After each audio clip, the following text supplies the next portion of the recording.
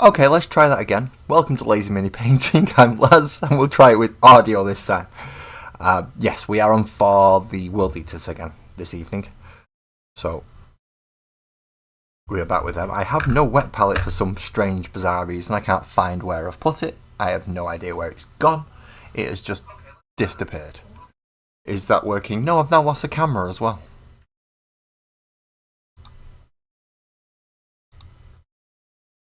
So let's change that over to that and then back to the USB camera. And that should be working again now. Huzzah! Good evening, how? Good evening. That was a nice little Halloween skeleton hand you were working on there. And I hope my audio is now fixed, Graham. Thank you very much for letting me know that. Because I would have just carried on waffling without even noticing.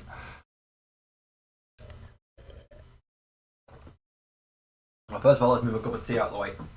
And we have, well, if you're in portrait mode, you can see there's a few here, but if you're on full mode, you can see that there's lots of World Eaters scattered around my desk at the moment. Good evening, Ali. How are you doing? I hope you've had a good weekend so far. Well, everyone's had a good weekend, actually. Now, recently around here, we've had the bonfire and fireworks and stuff going off. So if you happen to hear any babooms or babangs, that's what the babooms and the babangs are. Oh, it's a cosplay. It's a cosplay. Well, cosplay. No, I'm too old for that now. I'm way too old for that now. You are also painting tonight as well. And Buzzard. Beaky, you're in the other one. You're not in, you've confused me on that one, mate. You really have pickled my head with that one. That's just really... Right, so we're on red. And if we're on red, the thing is, now I've got glasses again, I can see. And I can see all the bits that I've messed up when I did these first time round. So, we get to go do a load of touching up. And your nail is... Ooh, that's not good. That's not good. Is it completely gone from the bed, or is it just gone black and come off? If it's completely gone from the bed, it will heal up. It'll just end up without the nail on it. And if it's completely gone from... If it's not completely gone from the bed, then the nail will grow through again. How you doing, Vicky? That's just confused me a little bit. And good evening, Lee. Have you got another Metcalf on the go? Just out of curiosity. And yes, please do advertise Beaky Buzzard, especially if you are a Battlefield fan. Then definitely check out Beaky Buzzard, because there are some very fun moments that happen on there. They do have something against aircraft, though. I don't know what it is. They've got something against people playing aircraft, and they don't like it. So, if you like planes and don't like them being shot out of the sky, maybe not watch Beaky Buzzard's Battlefield strip things. If you do like it, though, because it is funny, then please go ahead. Click on the link to go watch Beaky Buzzard and his crew blasting everything to high heaven, and some very good teamwork.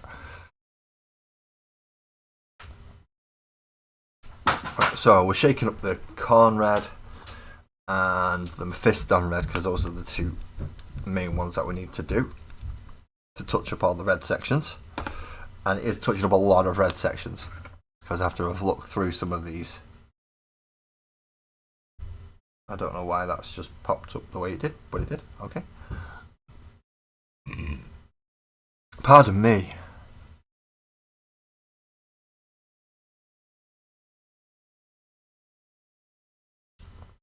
So it's still on, that's good. And Inferno, I'm not sure what Inferno songs are. Infernal songs? Yes. It's usually, that's chaosy based and all sorts of other stuff.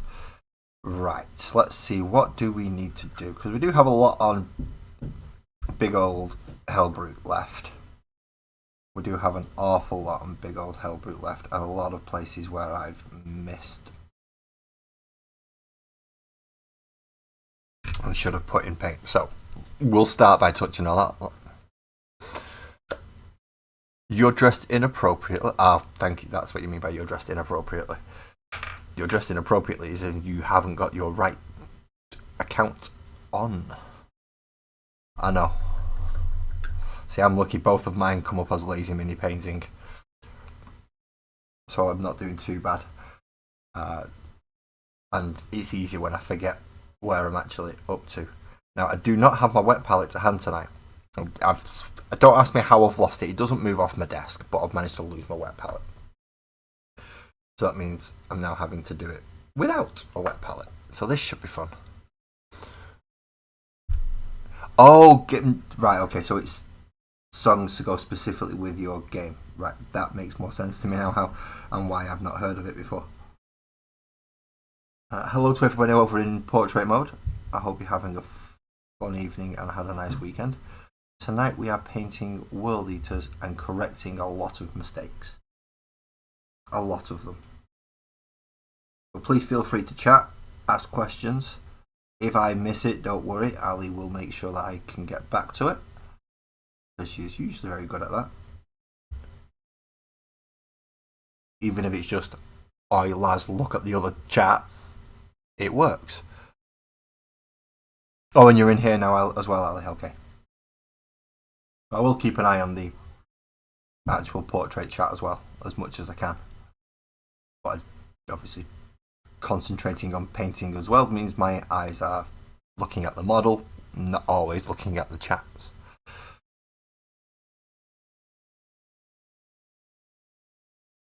Which I've got to say does not make it the easiest thing in the world. Especially when you're trying to do cleanup parts. Yeah, I've played against Death Guard, and I don't like Death Guard. Death Guard can go take a running jump down into that little filthy pit that they call home. And I know they'll survive because they're disgustingly resilient to the point where I don't like them. But I did play them in 8th. I've not played against them in 10th. And I didn't have anything that could really take on a Primarch at the time. Now I do. And now I don't get to play them. Now I can actually take on a Primarch. I don't. Yeah, my opponent is no longer here. They're still alive before anyone thinks, "Oh, what?" No, they're still alive. They just don't live near me anymore to play.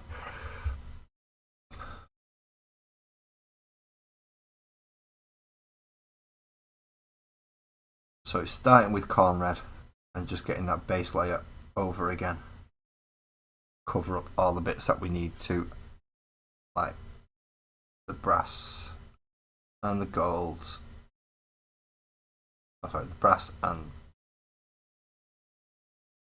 any other little areas that need covering again.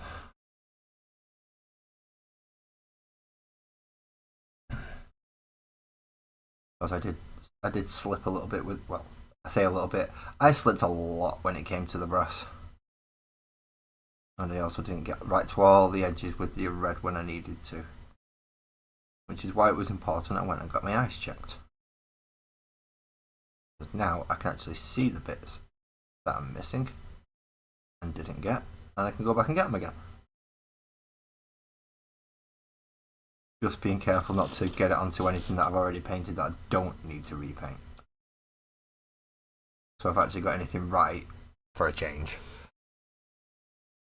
Oh, your cosplayers are Death Guard as well. Ooh. Don't forget, you're going to make sure you need to have lots of clouds and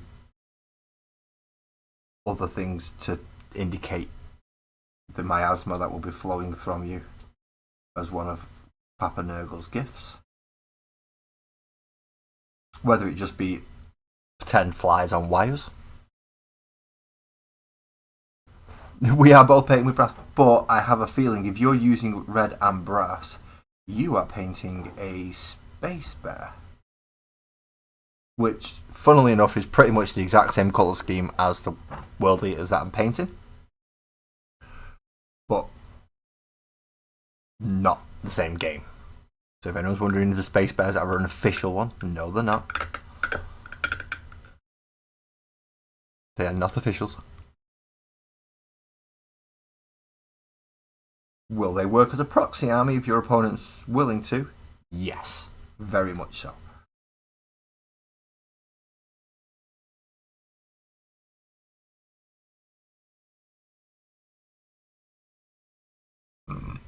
Pardon me. I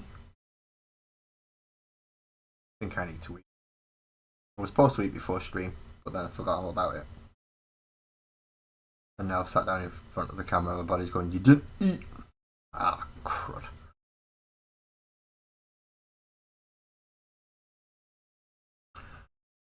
Which means maybe a bit of running backwards and forwards to the oven. I might have to go and make myself a pizza, because I need food. And pizza's quick, easy, and good finger food.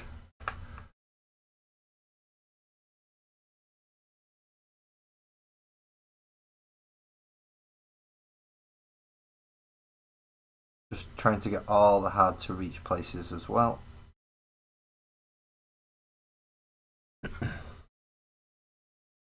And make sure we get in those lines up to the edges where we messed it up. Like on the back of his finger there.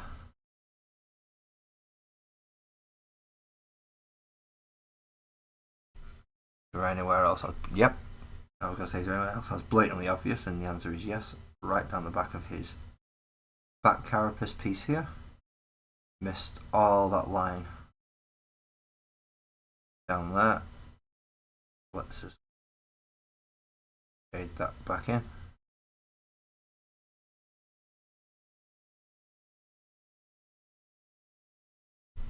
And then these top two little panels here. There's some very two small little ones, that one and this one, just the little L-shaped things. I've missed a lot on there as well.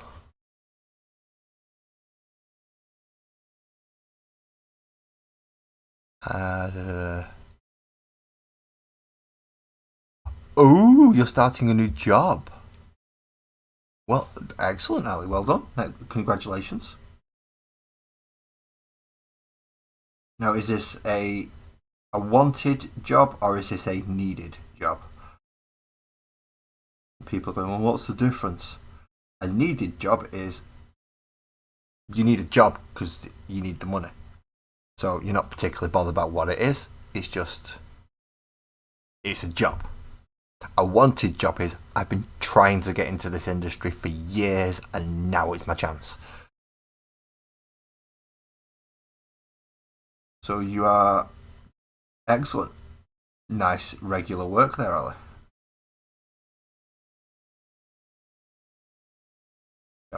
Some people might go, factory work. Factory work's good work. Usually well paid. I used to work in a cake factory. I've only recently been able to have some of my favourite biscuits and stuff again, like Viennese whirls and stuff. Because after working at a cake factory for so long, I could not stand the sight or the smell of cakes and biscuits. Factory work's really good pay, usually, because, well, they seem to think people don't want it. And it's like, well, no, we will work for the right amount, for the right pay, and if you're giving us something that nobody wants, then we want paid more for it. So Ali should be rolling in it by the time she's finished her little trial period, because they still do trial periods for places like factories and stuff, just in case you are completely incompetent. Luckily, our Ali is not. So she should be running the place this time next year.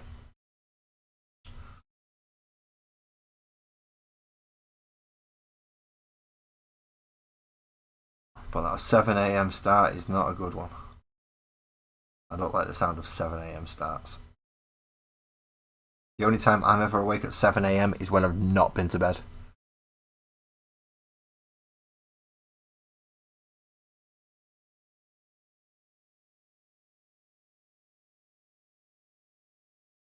Well, at least you're working, Ali. You're working.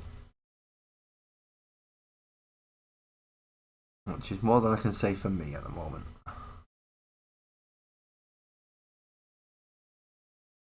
Granted, the insurance doesn't cover it, so that's why I don't work. But I would love to if I could. And you're in a position that I am not in, which is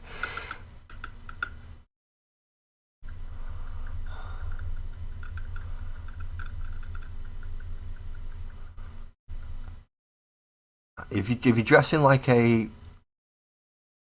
Death Guard now, then no, you're not really acting like a Space Marine anymore. You're acting like a Plague Marine.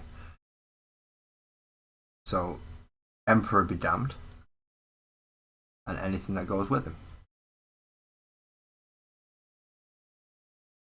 You do not wish to save humanity anymore. You wish to corrupt it more than anything else. As the Death Guard spread their plagues throughout the galaxy.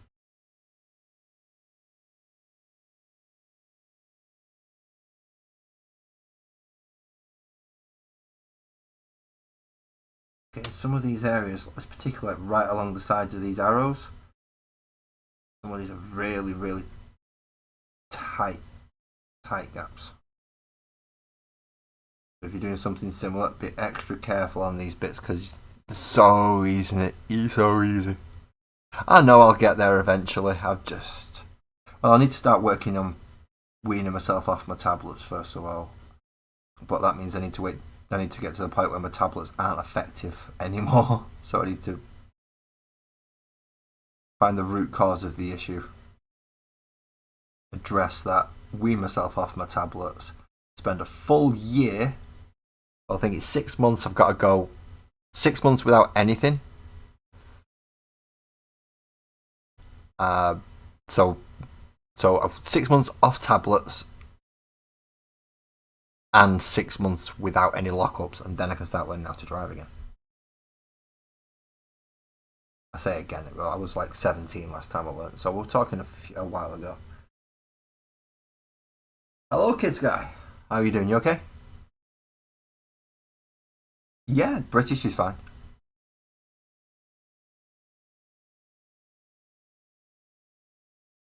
British is perfectly fine. Thank you for coming in to join us.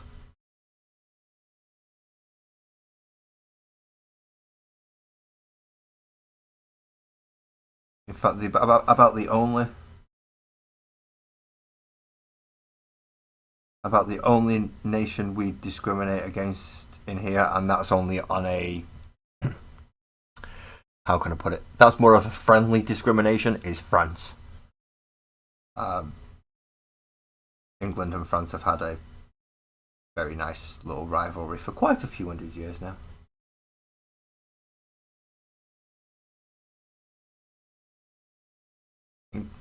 Kids guy, if you're gonna start doing that type of stuff, you will end up getting one of the moderators coming over there to put you in your place. Just warning you now.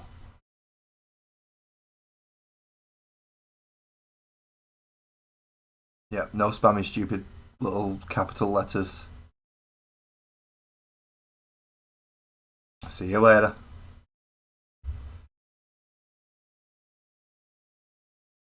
Yeah, I have moderators. And they are quite happy to jump around and go. See? So easy.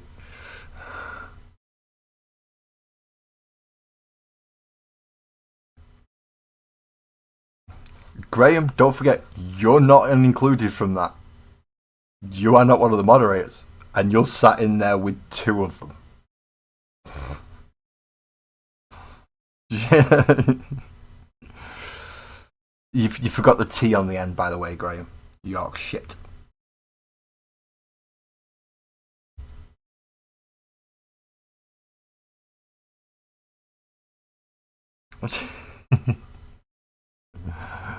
You're not afraid. You're saying that now. You're saying that now, aren't you? Yeah. Wait till Sparkles is in a big dress that can trip you up and send you flying down.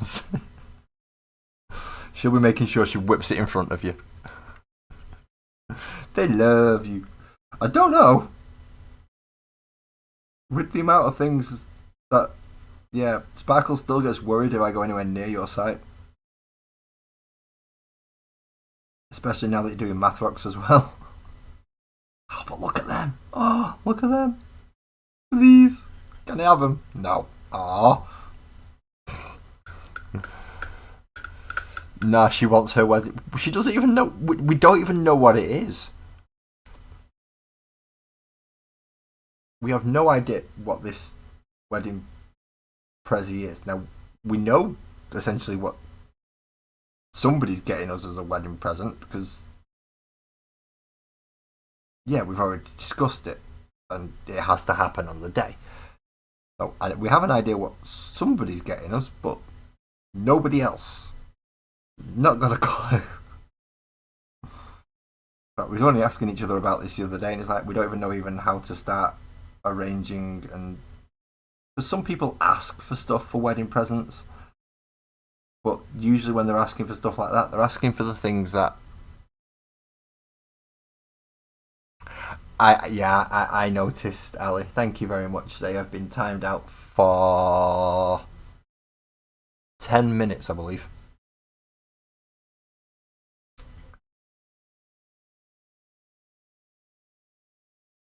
So anyone who is still in here, yes, I will happily talk to anyone.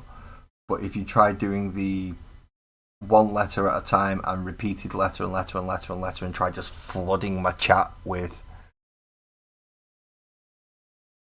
all the other stuff, then yeah, my moderators will just shut you down instantly.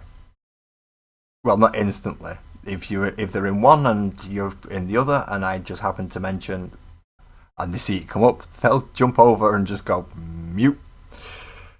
And they have my full authority to do so. To the point that if they catch you before I do, so be it.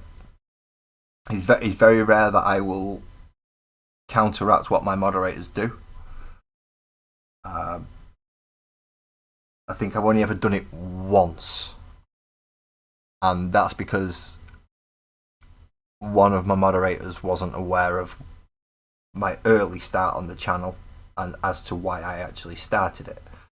And a question came up that they thought was a bit that they didn't think was appropriate.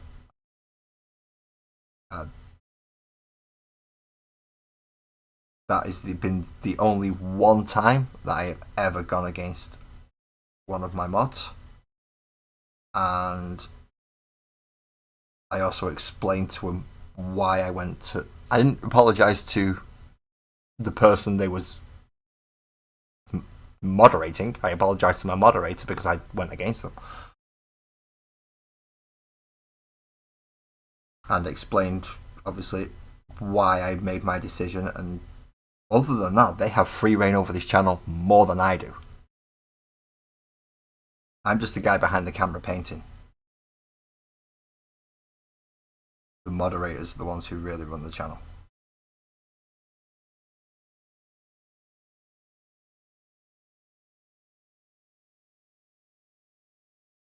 Oh, please don't annoy them.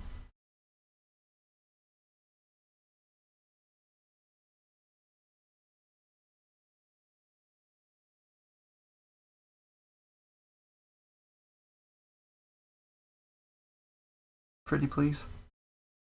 With sugar on top and a cherry. Exactly, Ellie. If you don't get them, the others will. And if I need to make more, I will make more. Right, now I need to do his face, don't I? Oh, I need my wet palette back. This is not good.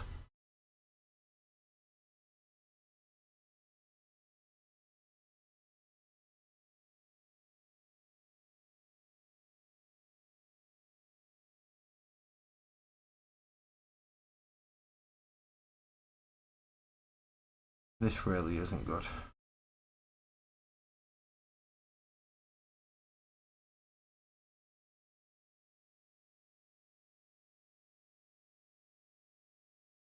See, the problem with the dry palette is the paint dries too quick.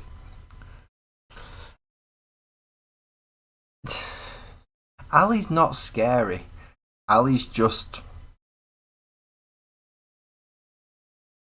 aware of how effective blunt force trauma can be. So rather than negotiating, Ali will be blunt force trauma.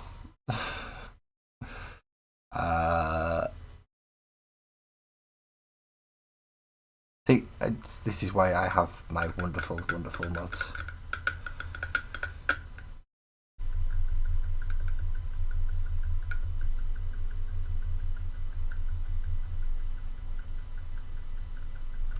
If not Ali, you will face the others. And out of all of them, you want to face Ali. Because Ali's the one who will do it with a smile and be nice about it. I've not muted my phone again, have I? Nope. There we go. Now it is muted.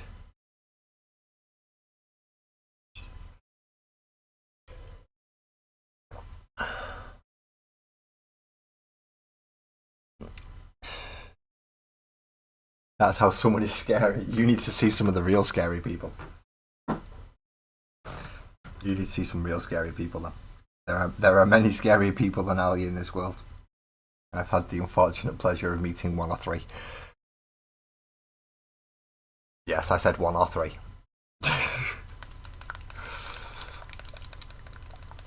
Some people will just do things like mute you and time you out politely. I've managed to meet people that'll punch you with a smile. Those are scary people. I don't like them people. And no, Graham, I am not in that. Gotta fear your server mod, he's done, yeah. You won't even get a warning from him. He's just gonna... Who did that? Doesn't even tell you. Just does it.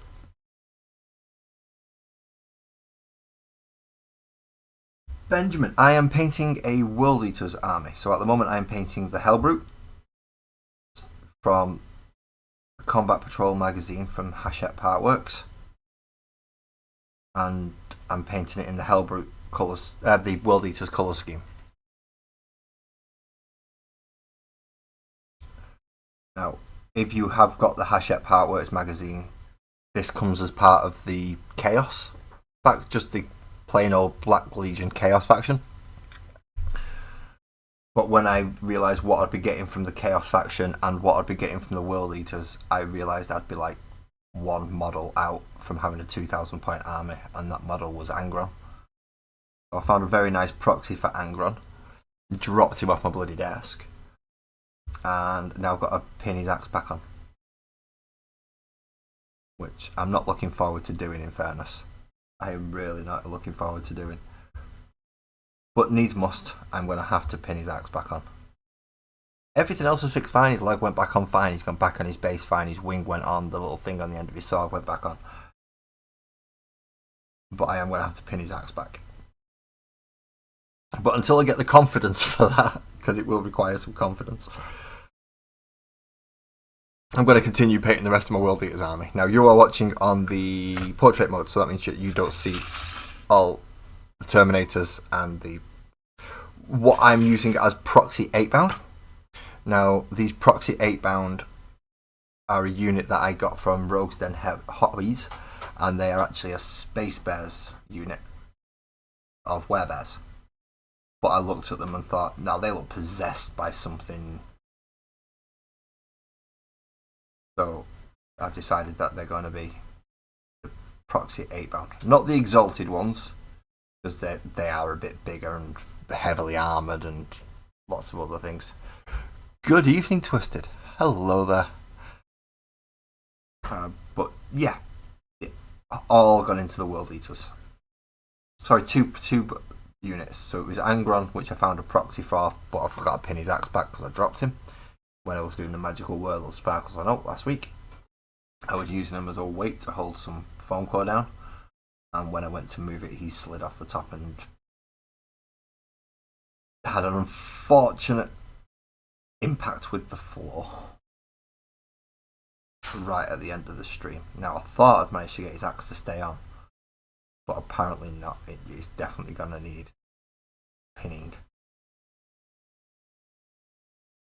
But for tonight, I am continuing painting the rest of the World Eaters as much as possible before I can no longer move or feel like I'm not going to be able to move any longer. Which could be 2 hours, could be 3 hours, could be an hour. I'm hoping he's longer than an hour. I really do hope he's longer than an hour. As I noticed, a lot of my streams recently have been quite short due to illnesses and other things. So I've not been overly going at it full bore. I said full bore, not 12 bore. Don't get excited, Graham.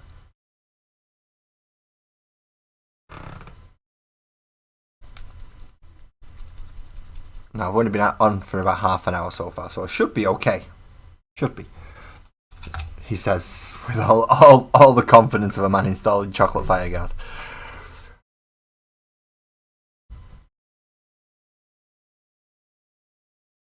And some bolt gun to do some of the other metal pieces around his back. So we've got all these sections here which require bolt gun, as well as a few sections in the fleshy bits.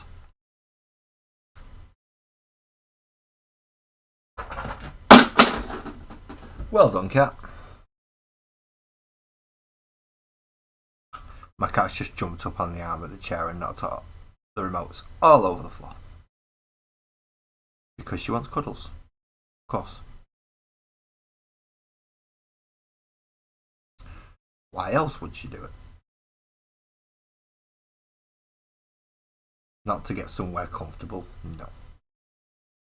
She wants cuddles off Sparkles, so she jumps on the arm of the chair and knocks all the remotes off to make sure she has the attention. Do something we cannot ignore.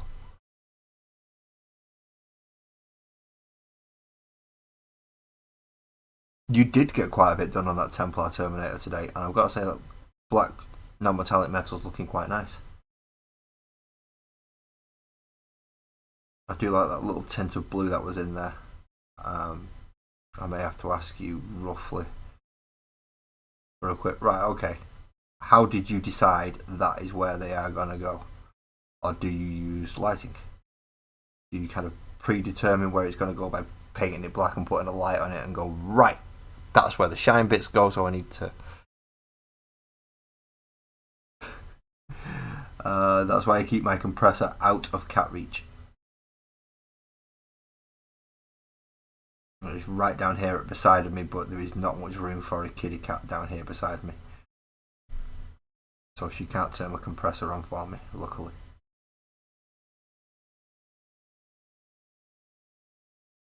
Doesn't mean to say that she doesn't get into some stuff. But, yeah, she can't get to my compressor. She'll sit on my toolbox, though. Because that's nice and big and she can sit fully on that without any worries of falling off or anything. My compressor, not so much. Of course, I can't use any airbrushing at this time of night because it's late for me. Well, it's not late, it's what, 10 o'clock at night? So it's not late, but in comparison to the children upstairs trying to sleep.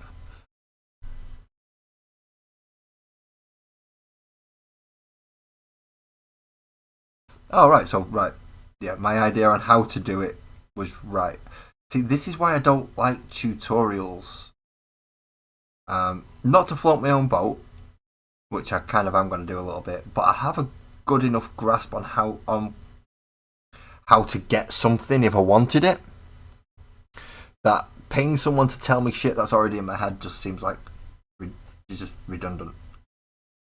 Not a very good idea to me.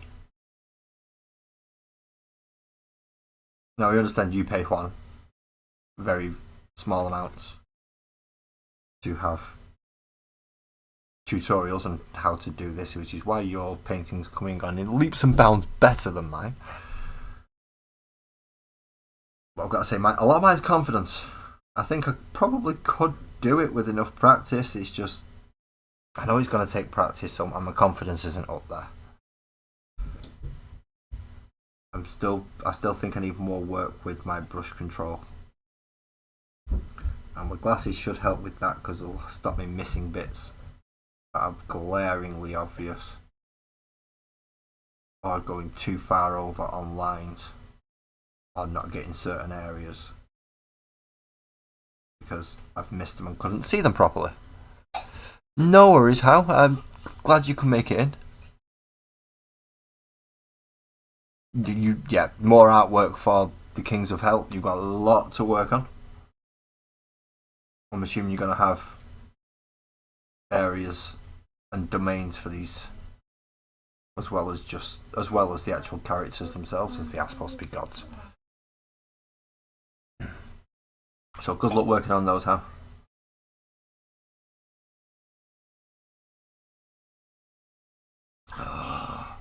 My son's telling me he's got something that doesn't exist. Dad.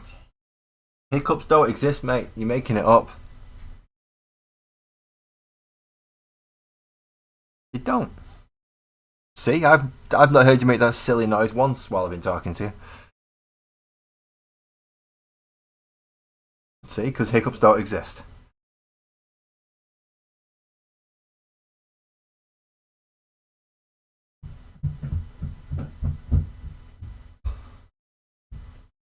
And now I've got people going, what?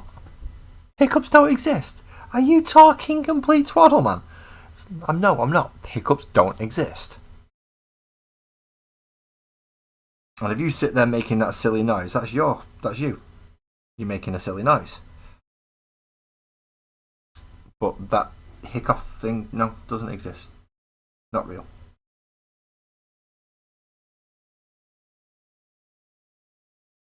And I think I really annoy Sparkles with that because I say it doesn't exist and it disappears. Just like I did with Mini Laz then. Told him it didn't exist. Then what do you know? He stopped.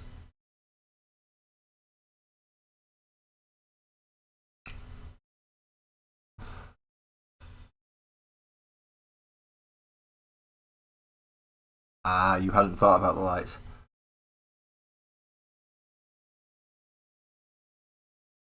Problem is, I've always been relatively good arty. It's just that when I was younger, I was just too lazy to put it into practice. Now I've not got the hands to put it into practice, so it's a bit of a different thing now compared to many moons ago.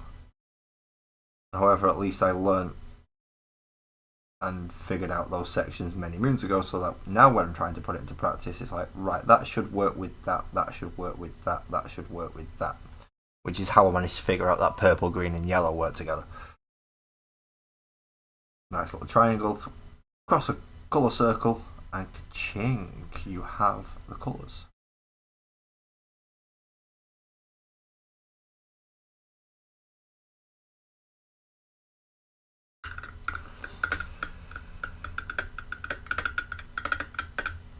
So the metal bits are just coming in on the back end of the Hellbrute. Because there are a lot of pistons and things hiding underneath the skin. Because this is, after all, a demon engine. Vashdor would approve.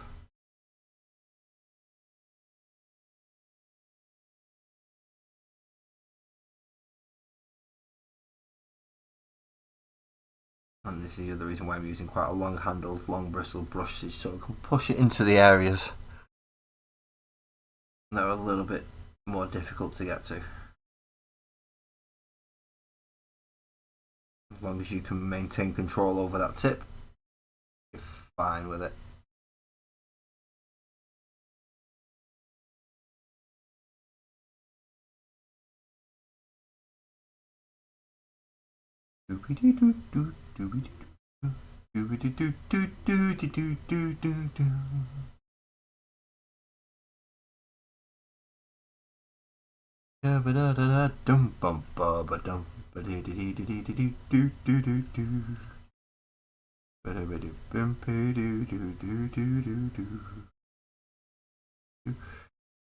Ah, silver.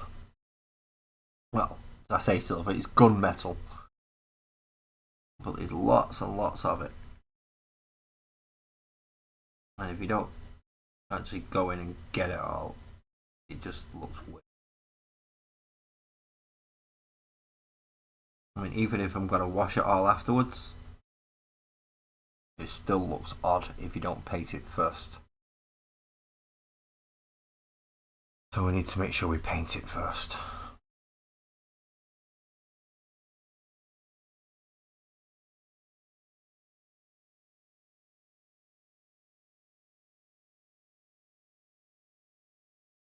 So we've had a little lesson off Twisted tonight on how to start prepping for non-metallic metals. And that is spray black, about 18 inches away. Get a light on it, take a photo, that's your reference. Sounds simple enough.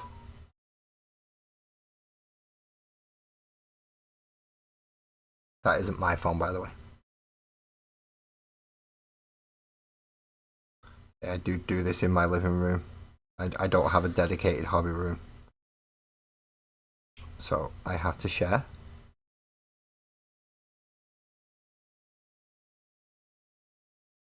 We have figured out though how to make sure that my microphone doesn't pick up the TV so Sparkles can still watch television programs like Traitors.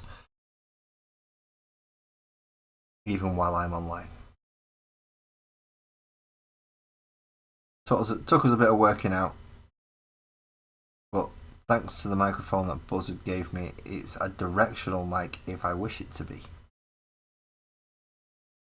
So that means I can get it to only get what's in front of it, this section, and it can forget what's behind the camera, which is awesome. Welcome back, Ali.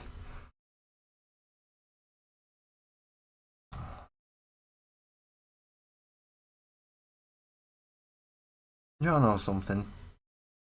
Streamlabs is great for all sorts of stuff. Keeping track of something as basic as viewer count, though, not so much. So Graham's working on Space Bears, as far as I can tell. Twisted is working on his ridiculously detailed tab art. What's everyone else up to? I mean, I know Hal's gone to work on his game still. Ali is stood there with her bamboo rod just waiting. As is Sparkles. Both of them. Old cane rods. No worries, Ali. No worries. You're really dying to pick one of the... Oh, don't forget, if you're going for that, don't forget the discount code LAS10. Well, I will plug that as much as I need to.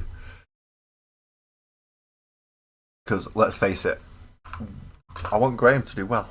I want Graham to be out of this position that he's in, that he is not entirely happy with, and I want him to have his own business that he's running nicely and well, and yeah, we want Graham to succeed in the 3D model world rather than some of the others. In fact, let's do that now while I'm shaking this up. Where is it? There is. And we go to there. And this is how we absolutely boggle.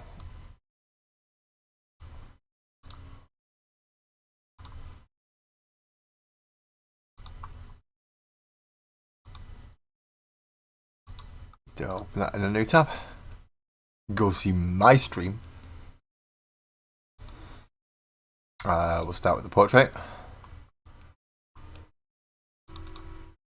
And we shall paste roast and hobbies there.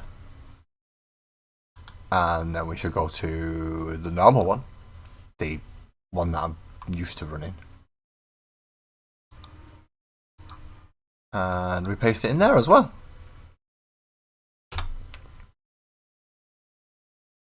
So if anyone does wish to go check out Rogue's Den Hobbies to see what on earth I'm on about when I say I like the ranges from there, let's get them. So that's the place I'm talking about. That is also the place where I have had to really curb myself this year. Because there's about another 7 or 8 things that I want just from there. Oh, Kingdom Death.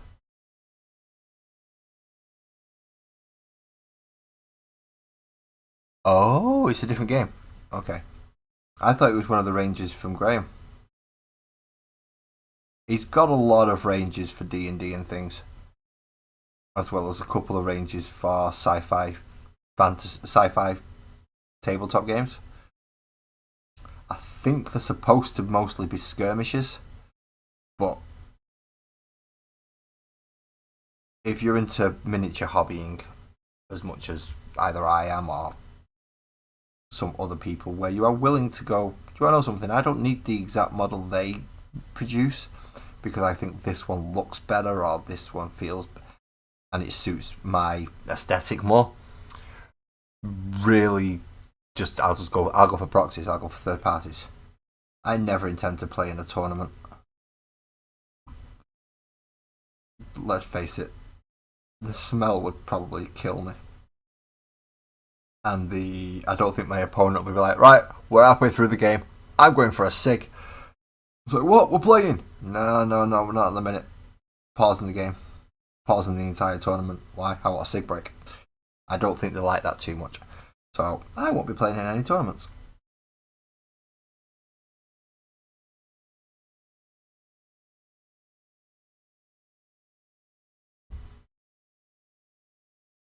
Even when we went to the what's it called? Graham, what was the board game thing he called it again? I can't remember. That place. Even when we went there, regular cigarette breaks.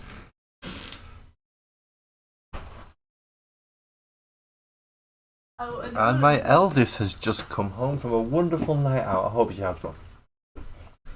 Yeah, she did. Good. We had to walk around because there was a massive puddle. So you just love bonfire nights? And me and Mini lads were out earlier. And he's back home now in bed. And being much younger. Can you try? I mean... Oh dear. Oh dear. They're meant to be white, by the way. Yeah. Yeah. I think I just need new ones. Aircon. Yes, aircon was the thing. Thank you very much, Ali. Yeah, massive puddles. You heard right. My daughter's shoes were just supposed to be white and now brown and grey. I don't know why I'm laughing because I'm going to have to be the one who's got to try and clean these things. Toothbrushes and all sorts of other stuff. Now all the fleshy bits, which we are doing in Pally. Is it? No, we're using Rakarth flesh for the flesh colour.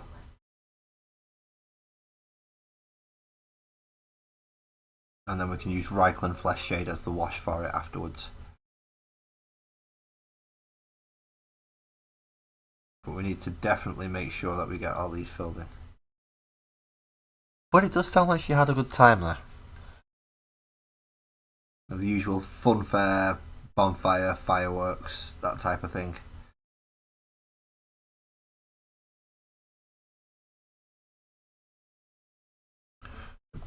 I know the fun fair was expensive though.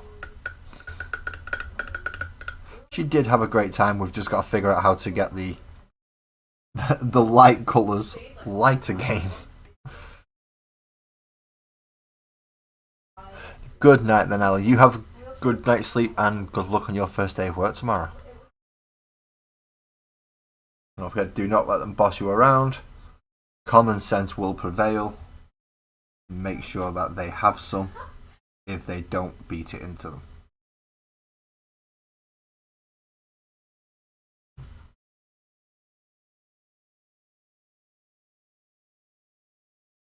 Right, just bear with me 1 second. I'm just going to give Sparkles an idea on how to clean, how to start cleaning the clothes that have just come in that look like they've been run through an entire swamp. And they do look like they've been through a swamp. They're bloody. I'm just glad you came in that way and not the other way. Because the other way is carpeted, that way at least we can mop. But like even further, like proper upside down. And yep, if there was any dispute about whether or not they've had fun, definitely I can tell now they had a lot of fun.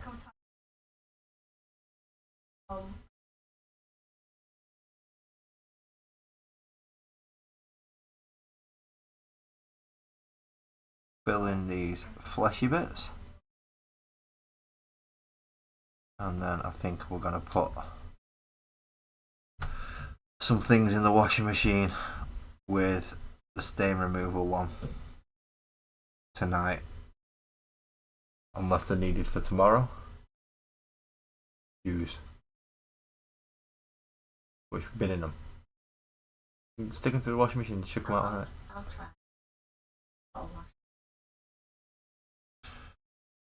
Yeah, wash the clothes first. That's a good idea.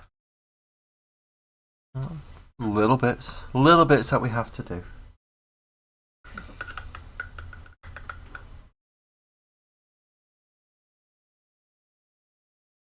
In fairness, we did know they were going to a very muddy field. Somehow I managed to not come back as muddy as did Mini Laz, but then again he was walking around with me, so if I'm not overly muddy, then I don't think he was going to be overly muddy, was he?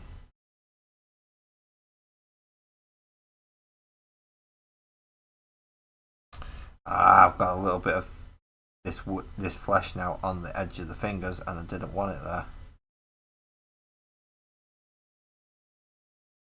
I did want it on the inside of his palm, though.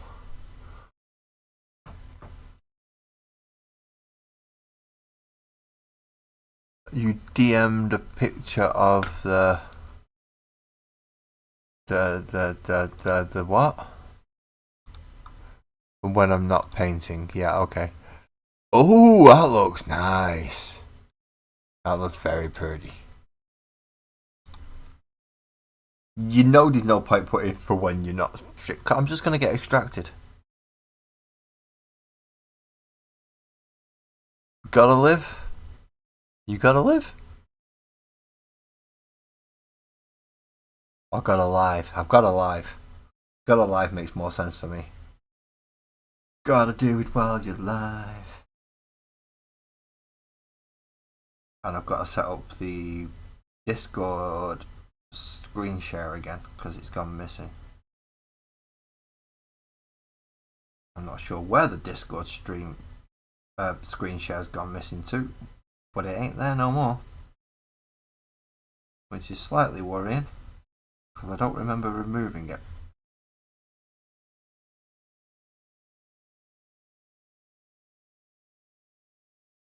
Just a little bit worrying, not too bad. And I should be able to get it in relatively easily. I mean, I've done it before, so you would think I'll be able to do it again. You'd think.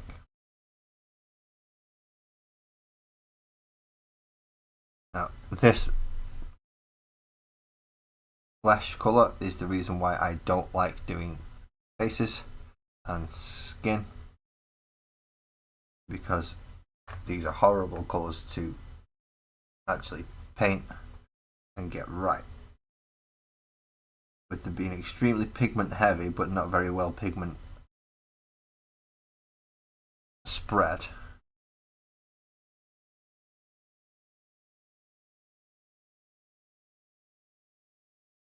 You find it clumping very easily.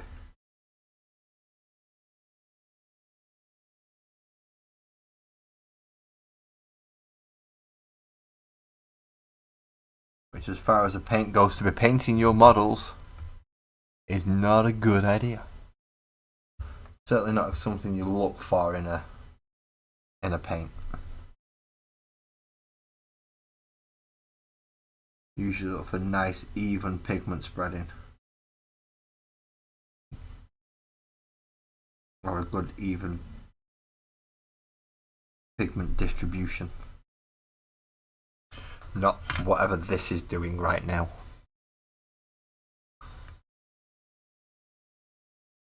But of the flesh colours, I'm not overly keen on Citadels. Still going to use it because it's one of the only ones I've got, but I'm not overly keen on it.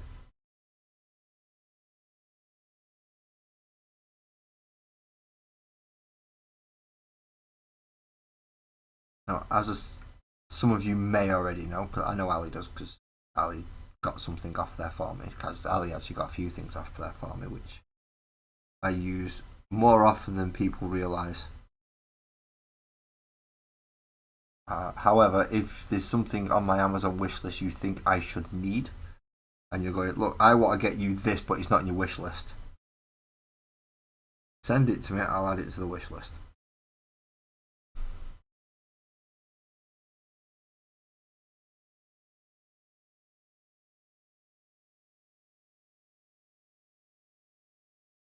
I don't mean send me the item, I mean send me a link to it so I can go add it to the wish list.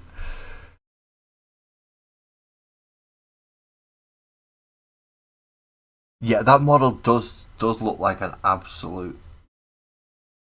It looks fun to paint, to be quite honest, but if you're going to be doing a lot of different techniques such as non-metallic metals and other things, then yeah, that's a model and a half.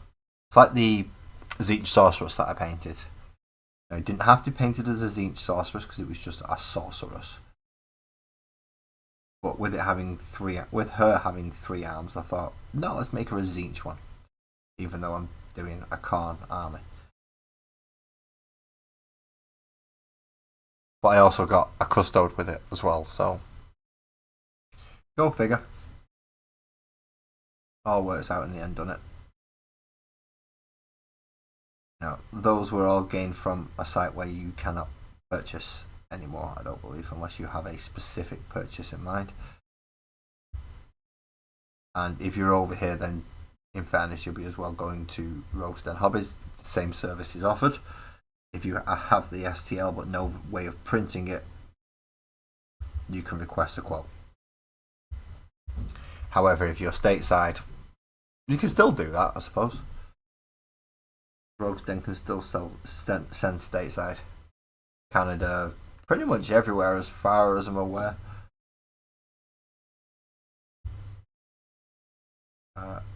No, I am not part of Rogue's Den Hobbies, if anyone's asking.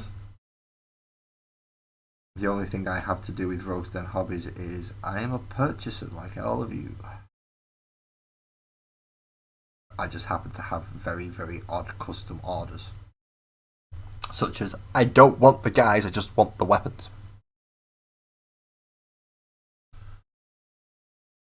And that's when Graham looks at me, or at least looks at a message and goes, what the right, okay. And then tries to sort it out from there. And he's good. He is good. He's really good at it. I have one more thing that I kind of have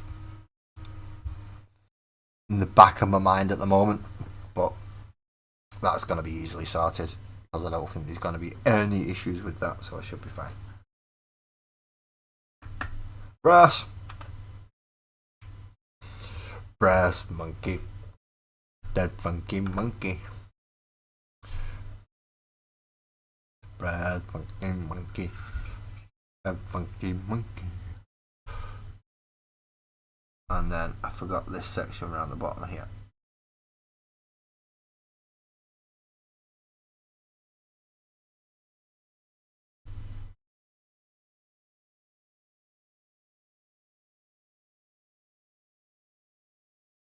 Now, non-metallic metal does look really good from the angle that it is supposed to look really frigging good from. The Metallics, however, shine from every angle. Always a good one to remember.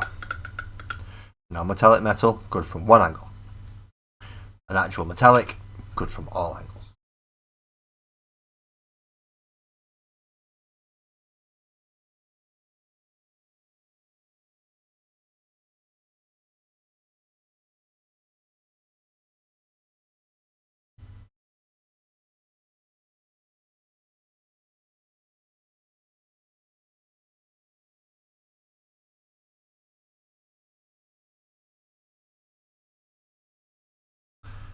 Problem is, actual metallics aren't as good at looking metallic as non-metallic metal at the right angle. So it's one of those things you're going to have to choose.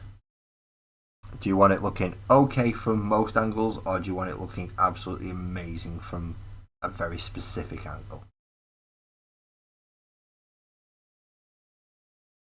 Both of which, perfectly viable options.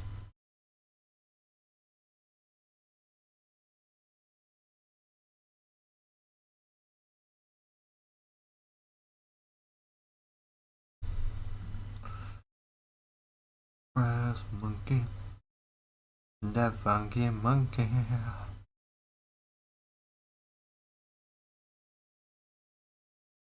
Now I've got Beastie Boys Brass Monkey stuck in my head. Or at least that one line of it. It gets a little bit odd. And sometimes gets a bit of a pain to actually get out of my head. Sometimes it likes to stay there. Way longer than the song should. I can go in over these sections. Making sure I get the edges. If I'm not on camera, please tell me.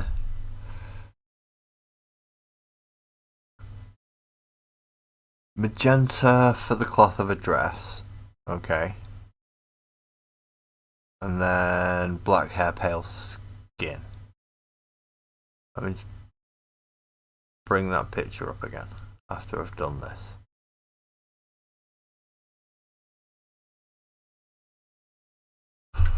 So let's see what Twisted is talking about for a moment. Open that. Open that. Oh, right, okay. That's looking very feathery regarding her dress. Yeah, that's looking very feathery. Especially with the claw that she's got as a little accessory. She's partially drawing a sword. I disagree. I'd go anime. I'd go bright colours. So if you are going for magenta, I'd work it right up into a bright pink on those feathers. Well, that's me. And obviously you're not me.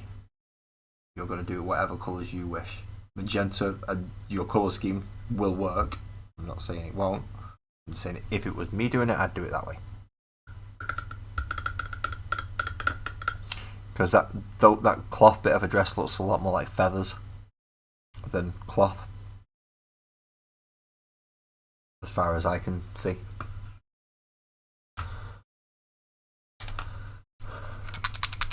Right, bit of ivory, just to come down the spine and do the outside of these bits down.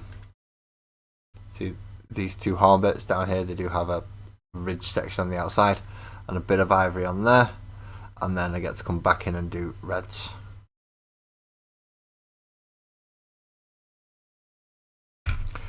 And then we get to come back in and do even more reds, and even more reds, and even more reds, and lots more reds, and then a wash.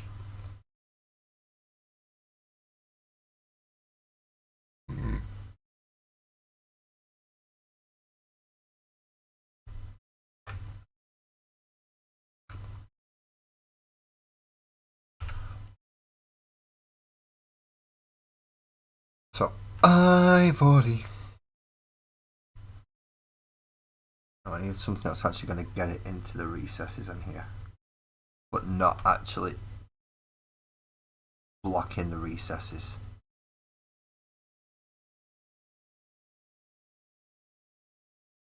Of course, Twisted, Graham. I have been up here for a little while now, so I am willing to accept guests if anyone does wish to come up.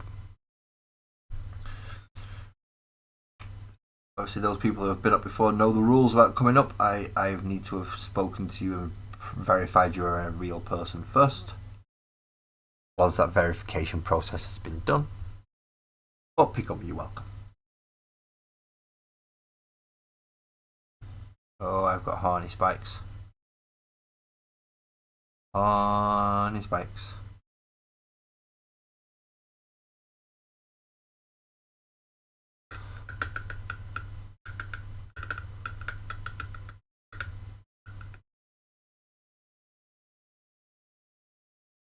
So even though I looked at it further, it's just okay. Flat models are difficult to see sometimes. Just saying.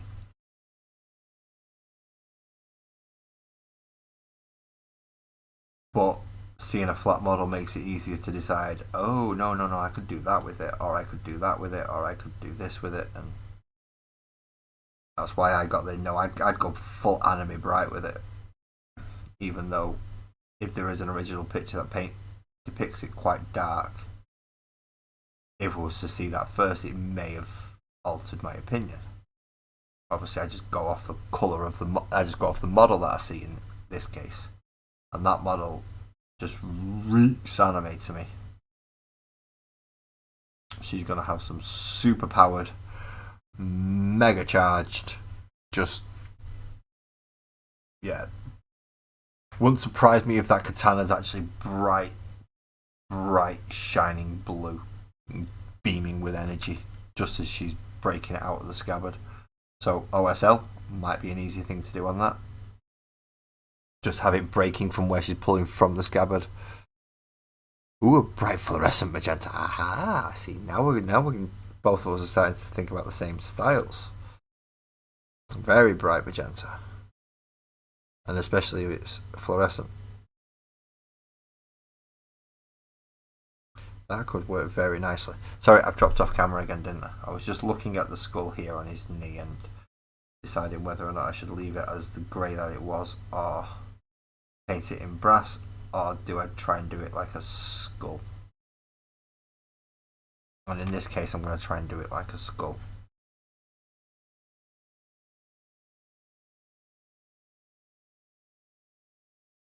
And now just to catch his spine down the back, because I do want that to actually look more like a spine than a metallic spine. Even though it is quite clearly a metallic spine, it can just come from a creature that's a little bit bigger or a lot bigger. Yeah, pretty much. Ooh, 32mm and 75mm. Are you watching chat?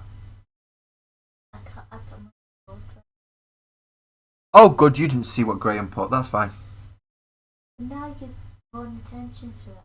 So you zoom in. Look. Shit.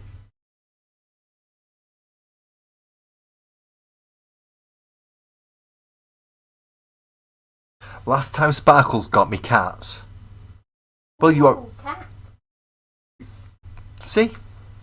Last time Sparkles got me cats, we got the Cats in Catacombs series, which is a series of about 13 videos of me painting extremely small cats that hurt my head.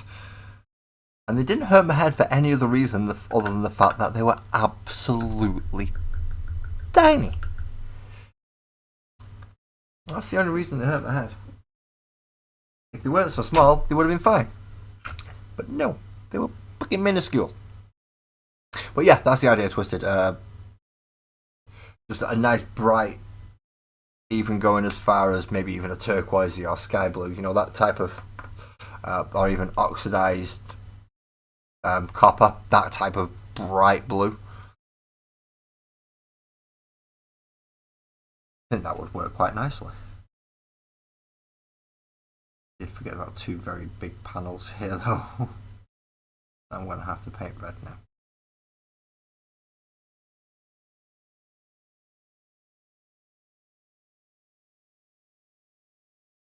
For anyone painting or watching me and thinking, how am I supposed to do that?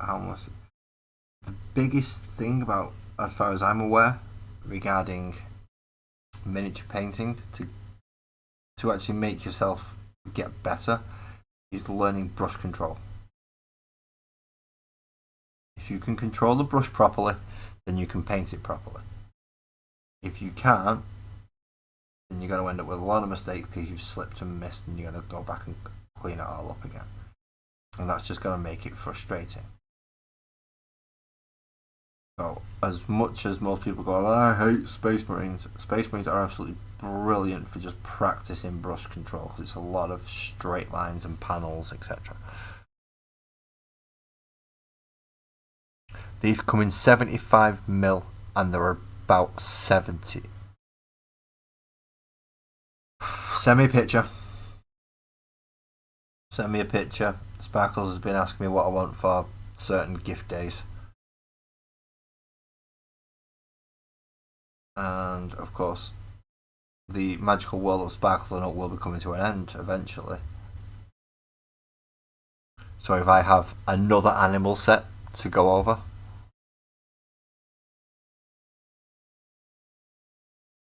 it doesn't have to be fluorescent. Because what I was thinking was going from something like this, which is, in this case, it's Araman blue, and then working it up through something like a jade green, and having those two as the blues to show off the sign, and obviously mixing a bit of white and a bit of ivory and to brighten it up as it goes through. I think it'll work. I mean, you could add a very, very slight touch of yellow to the blue if you wanted to, just to try and push it up that way.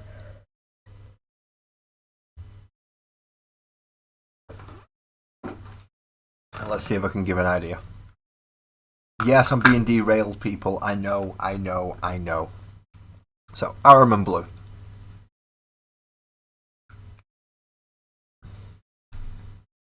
So we've got the Araman blue,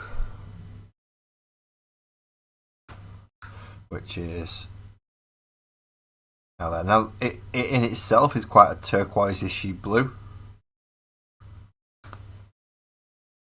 It is in Discord. Okay, I can bring Discord up and still. Where am I looking? I'm looking at my own server. That's where I'm looking. Oh dear Lord. Sorry, I'm just going to have to move my microphone for a moment.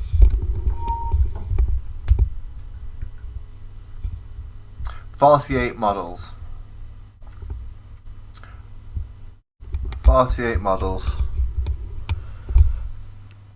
Cats Volume 1, we love cats. And it's Animals Volume 1, Animals Volume 2, Animals Volume 3, and Animals Volume 4, Dogs Volume 1, Wild Animals, and Extinct Animals."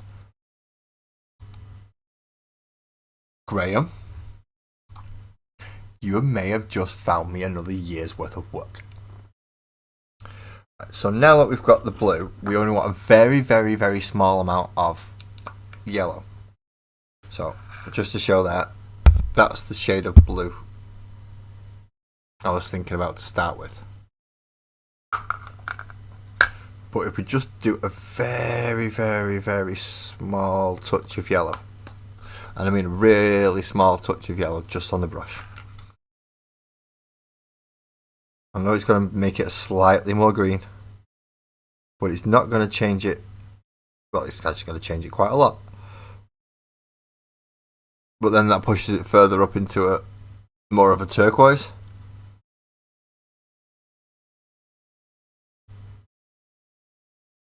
Then adding more blue to that will, almost get us to the jade, I should imagine. I'm not going to use this colour on the model, which is why I'm doing it in the middle. It's just the cats you've got coming. That'll do. Send me a price. One of each, please.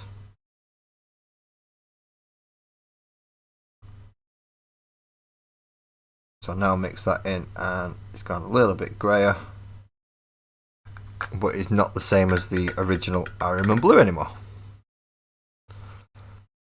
It is a slightly more turquoisey blue, which will still work. What was I doing? I've forgotten where I was up to. Ah, my memory's shocking.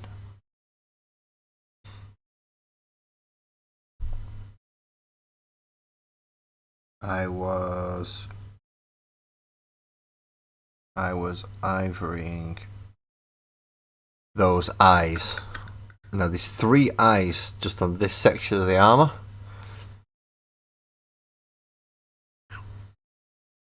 No, he's not exactly keeping with the aesthetic, but if you let me know a price, you don't have to necessarily put them up straight away and you'll still get a sale.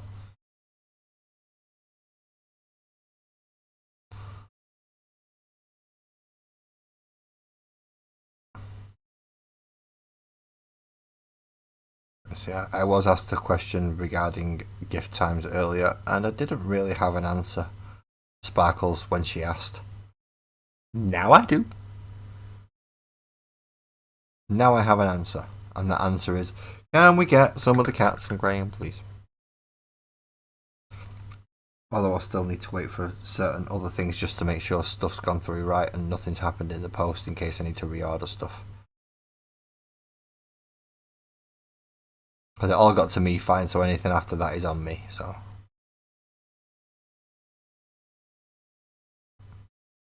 I may have to. I am just waiting confirmation, which I don't get for weeks yet, so don't worry about that. But I would like a price on those kitty cats. Even if you've not worked one out yet. As soon as you've worked one out, you message me. Or you message Sparkles, because, well, you're aware who holds the purse strings, and I called it a purse for a reason.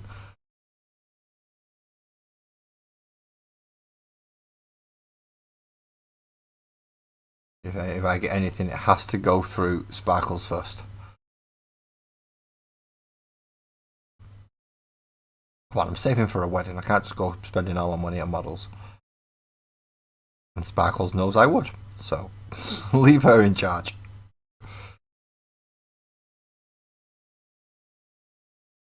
That's the better option. A few weeks is fine. I said I'm not. I have the rest of the magical world of Sparkles and Oak to finish off first. But I do feel a little bit bad that during the magical world of Sparkles and Oak, not a single one of the models can be purchased from the website that I advertise, me and yours, during the actual stream itself. So if I can have a section where I'm actually using your models and putting your site up, that's awesome. Right, that's the little cleanup bits done on him so far. These are the ones that you can buy from Rogues Den Hobbies.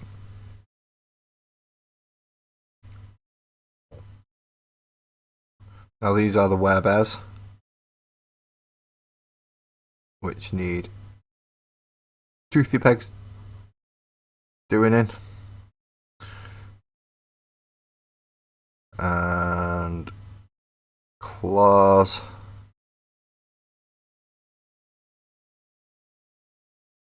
Is 75mm. The caps will be 75mm, I believe, twisted. And yes, I know I've just asked for a price for all of them, which should well and truly answer the question of what Sparkles says, what do I want for Christmas? Oh, 32 and 75mm.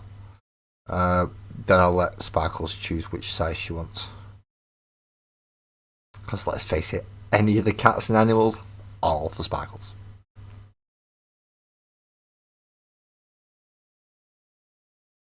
Any of them.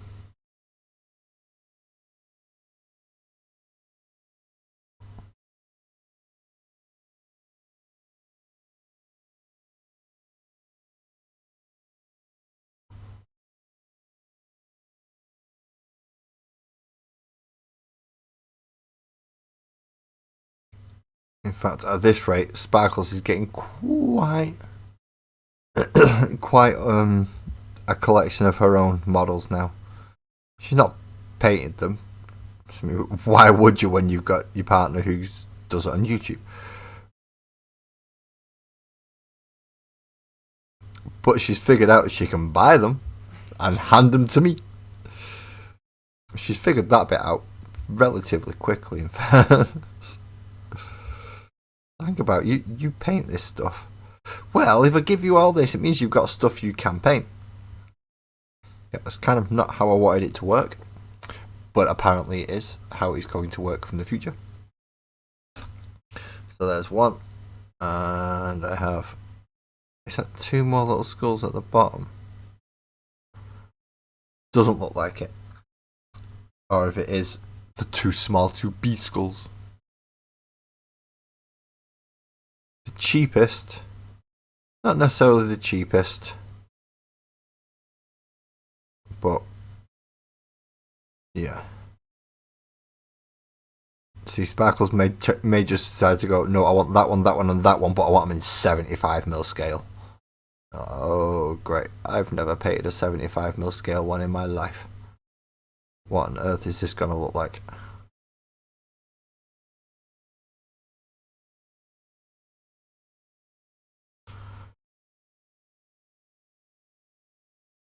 But who knows, I may be able to airbrush it a little bit more than what I've managed to do on other models. Because 28 and 32mm models are very small to airbrush. Especially when you're not as proficient with it as you would like to be.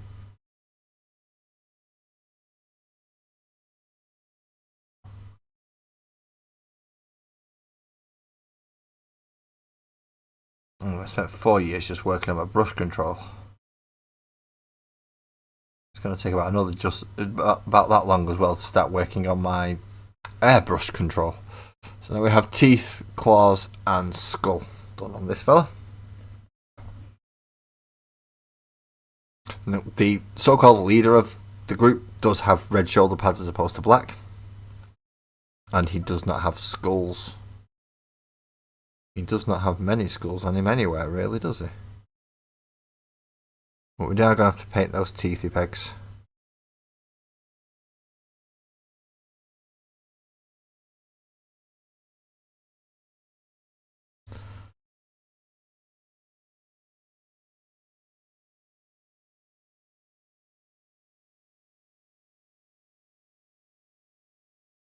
See, that's the thing, you can really showcase your skill. I paint these ones because they really hide my lack of. So, do I really want something that's going to highlight the fact that I'm crap at painting? Do I want that? Should I ask for 32mm?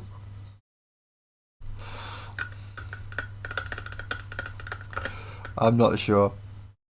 Either way, I'll wait till Sparkle sees them and then she can make a decision from there of which ones she would like, size-wise, that is.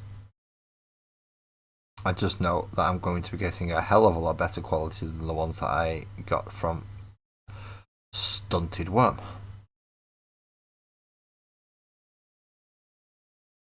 If you do not know who Stunted Worm is, don't worry. You are missing out on absolutely nothing.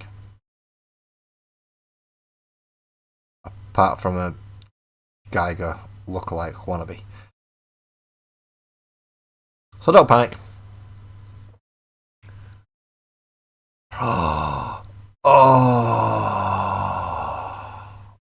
Food. Twisted, you've mentioned food. Have a good evening, mate. Yes, but you might be able to improve your painting. More forgiving, you can see what you're doing better. That is a good point. Painting a 75mm cat as opposed to the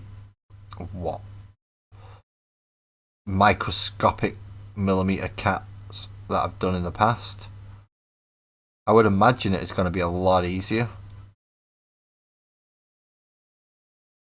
especially with what I learned while doing them and while doing other models such as Lasgold, Angry Ron, etc. Because they are bigger scale models. The same scaling, but they are just big ass models. Obviously, Angry Ron being my Angron proxy. So it was a little bit sleeker, a little bit slimmer than Angron, which is how I wanted him. Don't worry. I don't like big two models because it just takes too long to paint them.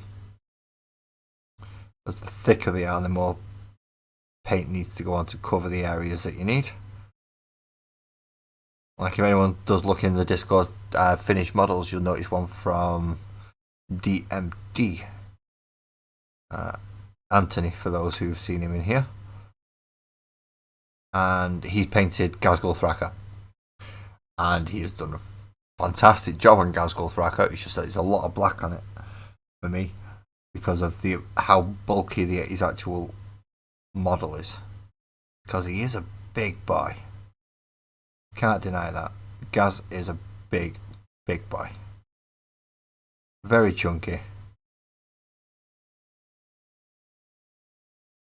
And of course, you've got Makari with him, which my Lasgul has got 3 little Gretchens to represent a Makari. Just to make sure that you're well and truly going, yeah, no, he's there. You can see him. Look, that's him right there. I'm pointing at nothing for a reason because he's over there.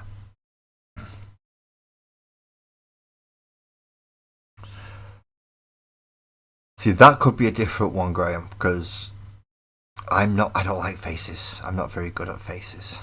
So if it can improve my face game, that would be awesome.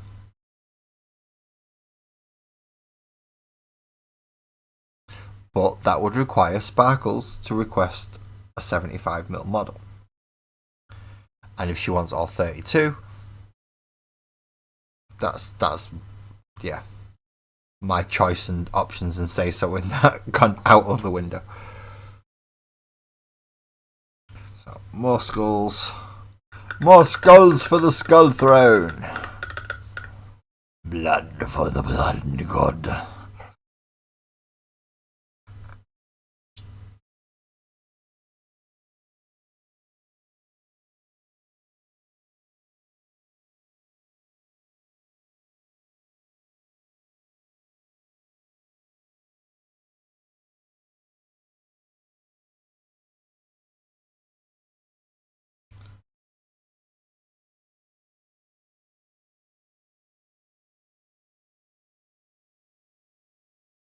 That seems really, really wet, that. I don't know why it seems really, really wet, but it does.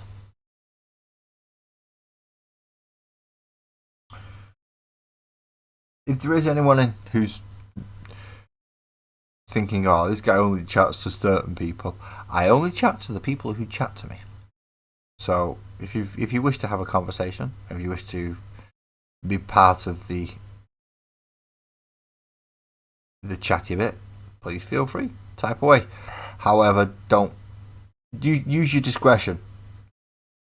But if you think anything might annoy me, and let's face it, a lot of things do, don't try being an idiot. Don't try being cocky. But by all means, have a conversation. Speak to us. We do talk, as you know, if you've been watching on the horizontal cam. Me, Twisted, and Graham have all been having a conversation that I don't necessarily need to be part of. I don't need to be part of it, but I need to put one hand on the reins at least if I'm potentially going to be painting something.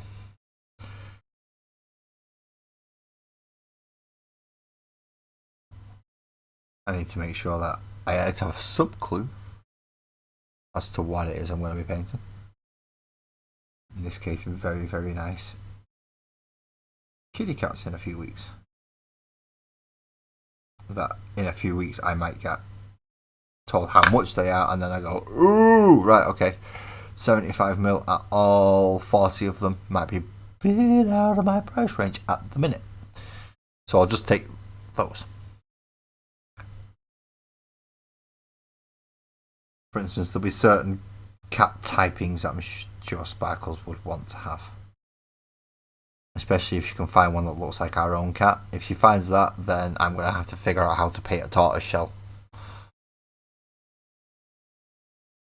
Angela non-metallic metal. Oh, non-metallic metal. See, now there's a colour. There is a colour.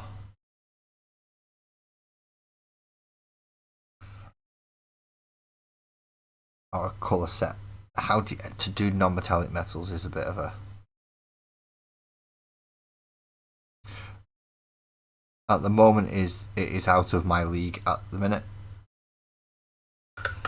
But with the way everyone's giving me confidence, I don't think it will be too long before I actually give it a shot. Thank you for all of you for giving me your kind words as well, because it'll be that confidence that I'll be taking into trying non-metallic metal. When? I can't guarantee, because I have paint schemes in mind for the models that I'm currently working with, and none of them quite need a non-metallic metal. What they need is me to have a steady hand. Which isn't going as well as you would think. I have taken my medication, so I should be getting steadier as I'm going through.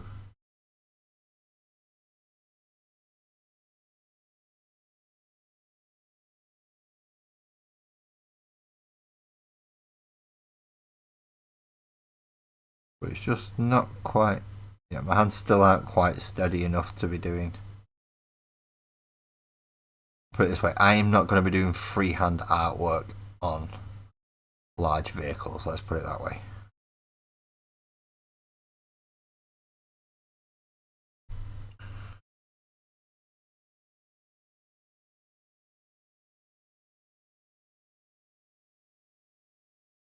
I think I'm going to have to eventually bite the bullet and find something that I can test non-metallic metal on. I mean, I've got plenty of spare models. Somewhere I should... There we go. There's a Chaos Marine that I could quite easily practice a non-metallic metal on, so it's not like I've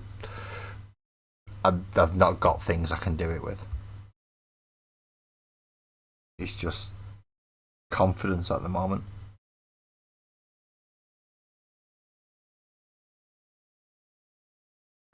Because I will have to give him a much darker coating in black.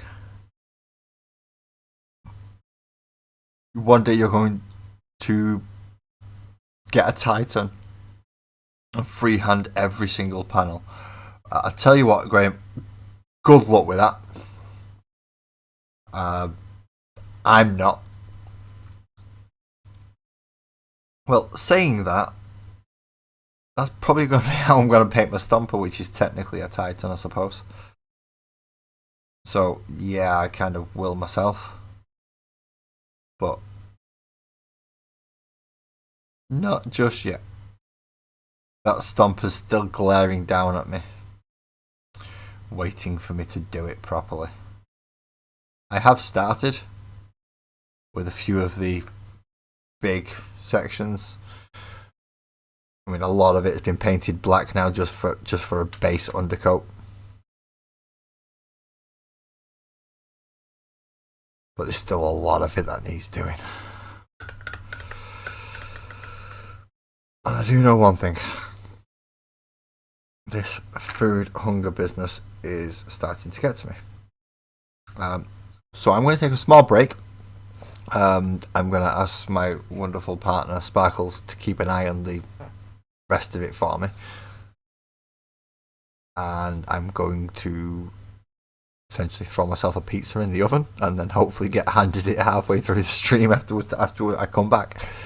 I will be gone for a few moments, but about 5 minutes if you wish to go get yourself something to eat, drink, nip for a bathroom break, anything like that. Let's pop this up for a start, and then we need a playlist, don't we? We need some music.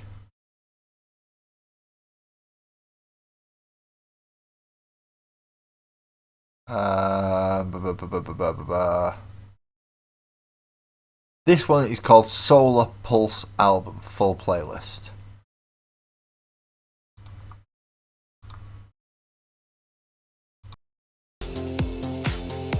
Hopefully this one works. And I shall be back soon.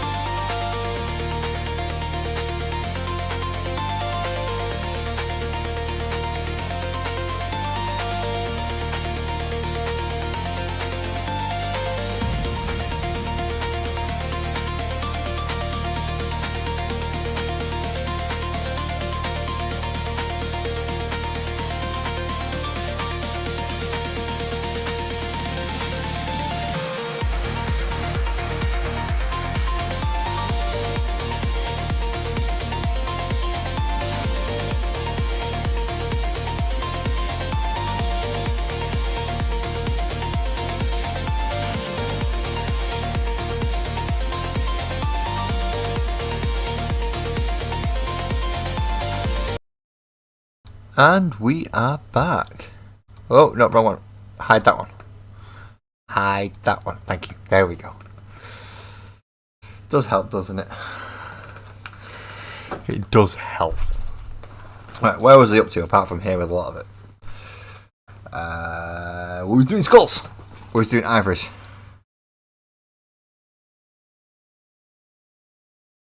Well, that was a bit of a wait there, wasn't it? I was just watching the live stream, same as some of you will be on the portrait mode.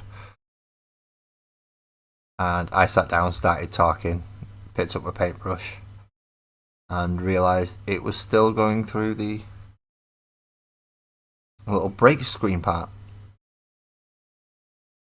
So, yeah, that was interesting to notice.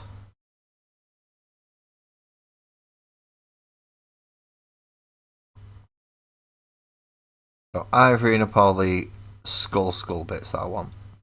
So anything that is actually going to be bone coloured. Get that painted ivory first. Now from there it's pretty much only a wash that I'm going to need to do with Agrax Earthshade. And I'm not liking having to use a dry palette tonight. I would much prefer to be using a wet palette because the paint's drying too quick. It is November now, so I'm allowed to put the heating on, so I have done. Well, Sparkles did.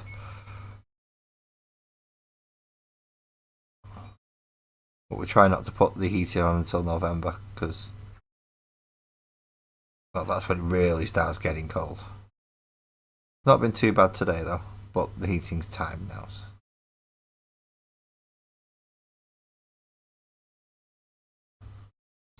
So it comes on just at the right time for me to be sat here next to it and roast alive. Because I'm sat right next to a radiator. See, there's another skull in there.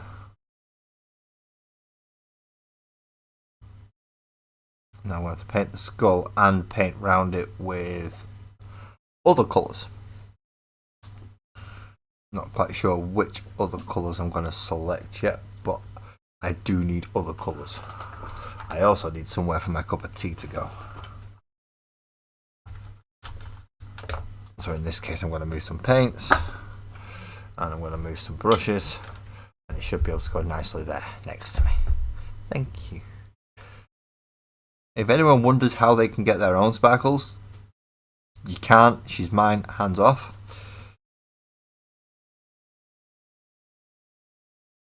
But she is absolutely amazing.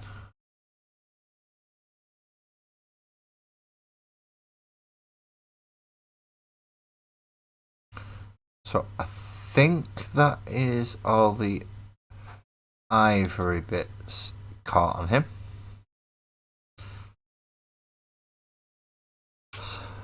Next Turdinator. That's 3 out of 5 done. We're not doing too bad.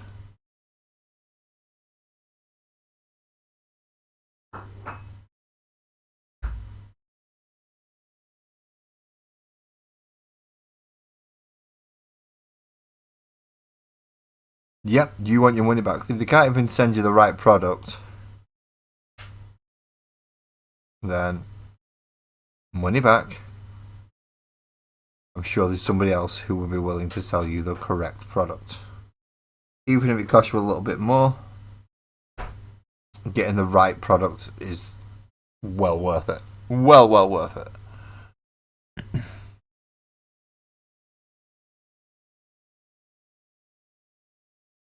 Especially going through the standard means. It's just messing up every time that you do it.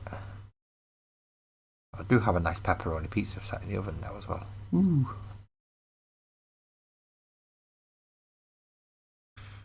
So yes, I will be eating on stream. I do apologise for anybody who doesn't like to see people eating on streams.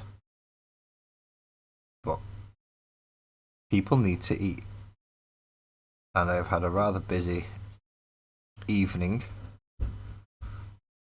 Not say I've not had anything, but half an Aldi pizza is not going to fill me up.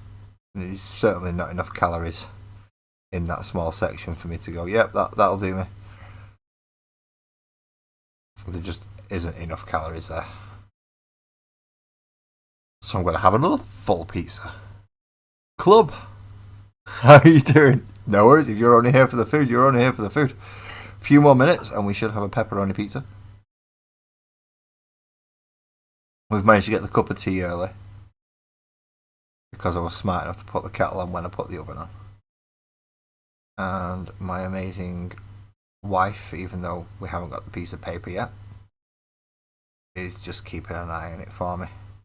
As soon as it's ready, bosh out of the oven, slice, slice, slice, slice. To me it comes. Now, is there any more skulls or bits that need to be done ivory on this model? No. Not that I can see anyway. And I can see better now, which is a good thing. I have noticed I've missed the fingers on this on this chappy. So I'm going to have to go back and do his fingers. But we'll do that when we go back to the reds. I want to get some of the other stuff done in first.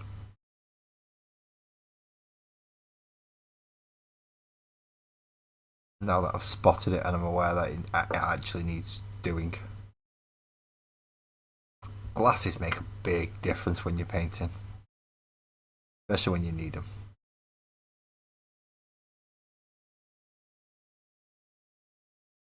As soon as I picked these up after getting my glasses, it was just, oh no. What have I done? What mess have I left on these? These entire sections that I've not done. Which is why I now have to come back and redo them all.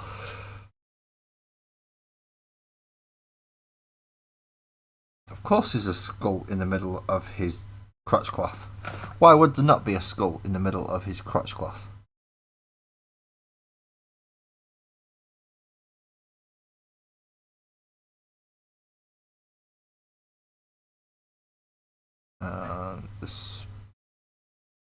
The big spike coming from his knee guard.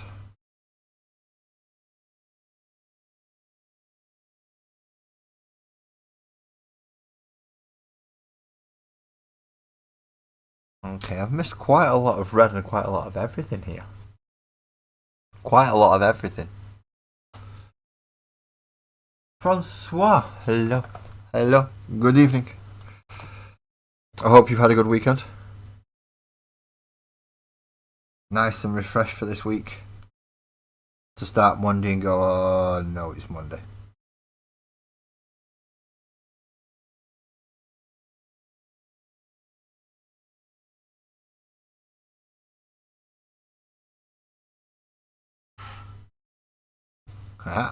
Hopefully that means my pizza's done.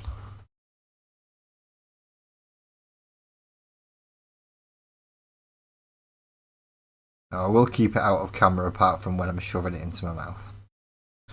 And I will try to do that as neatly and gentlemanly like as possible. But it is pizza. I can't promise anything.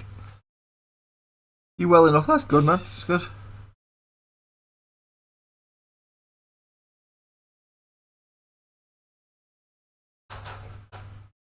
Well enough is better than no. I settle for well enough every day.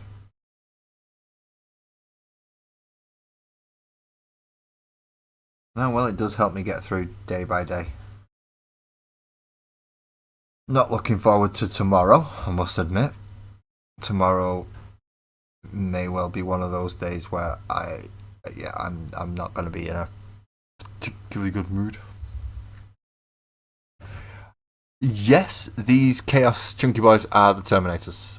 Because you can't buy the Red Wake Terminators anymore, the specific Khorne ones. It is just the standard Terminator kit that I will be running with the Khorne army.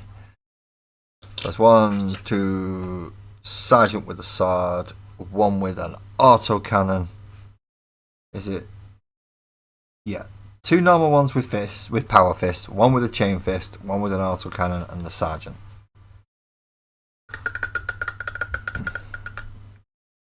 3 proxy 8 bounce. A unit of 10 warriors that I've converted from the standard chaos box, and I'm not going to touch Angry Ron back there because I need to pin his. I need to pin his axe back on. In fact, do I have super glue? Do I even know where my pins are? I'm not sure where my pins are. They were on here, which means they've probably fallen down the back. So I need a 2-meter ruler just to make sure.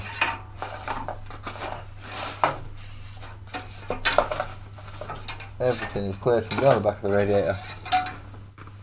And let's see if I can find my pins. Just while I'm waiting for little bits of paint to dry. Are you okay with that? I'm fine with it like that. Thank you very much. Ah, it's hot.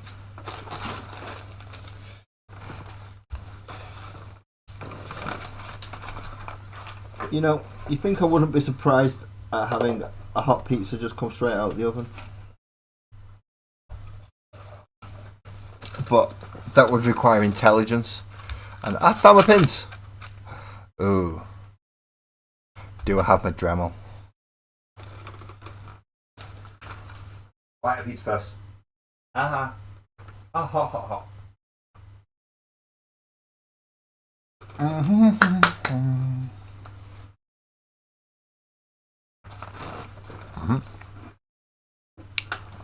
No worries, Graham. You have a good night, mate. I hope you got your work done tonight and finish your space bear. I'm going to grab my Dremel out and hope that in all this I can find the right size drill bit for the pin. I hope. I think that's the right size because it's the smallest one I can see there. And I can't see any other smaller ones. I can see sanding discs and cutting discs and all sorts of else stuff, but no other actual drill bits. So while I'll just wait for a little bit of paint to dry, I'm going to pop the drill bit in the Dremel and cause my missus enough worries to make a human have kittens. Alright, do not break, he says, and the first thing that comes off is the end of his bloody sword, which isn't a bad thing. I don't need the end of the sword like he's got the end of the axe here. What I do need to do is drill a hole right into the middle of that axe.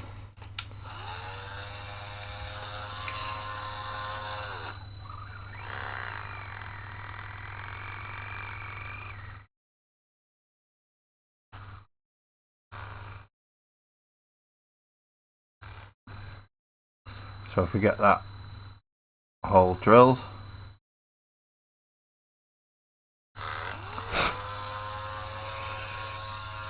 and turn it off for a second.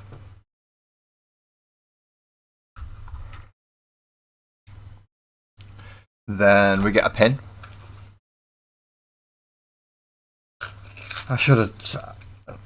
Probably should have done this on Thursday, but oh well. I didn't, because it wasn't a 40k night, it was a D&D night. I decided not to do 40k models, when really I should have, because yeah, I need to get this done. Snip off a little bit of it. Pin. Ow. That dug in my fingers. Find my super glue.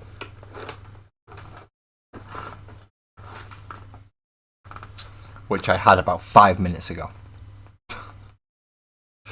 There it is. Found it. It is there. I have my super glue. So just while I'm waiting for bits of paint to dry, I'm going to try and fix Angry Ron. with his axe again, because he wants to be a pain in the rear end, and his axe come off. Don't like him for this. Is it? Club, roughly where are you? Make it easier. I'm in Manchester. If it's chucking it down, that's about right for me. But whereabouts are you? Is it actually chucking it down? Is it chucking it down here? Hang about. It's not raining near me. There's something wrong with the world. Somebody else has got rain and I haven't. That is not good. I've just got super glue all over my fingers. That isn't good either. Central Scotland. Excellent.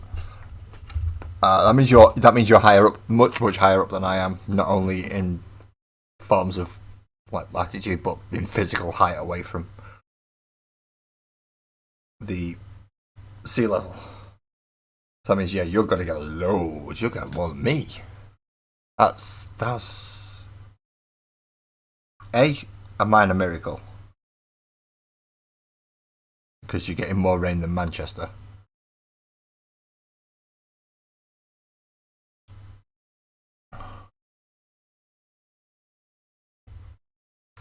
Okay, now where have the snips gone? Although it wasn't that long ago. Where was it? I was up in near Glasgow not that long ago. Family thing. Snip off that bit, and then I want something that's going to be able to mark the opposite side.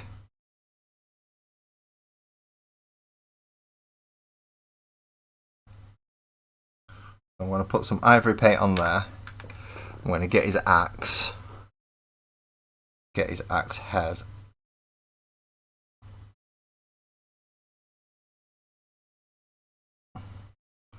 Line it up so I know roughly where I need to put the dot.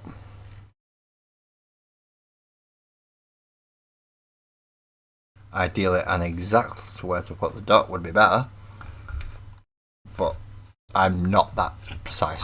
Whoa! See, I nearly knocked him flat off the desk again. Well, where I was it wasn't central Glasgow. Don't get me wrong, it wasn't Bells Hill either, if you know that area well enough.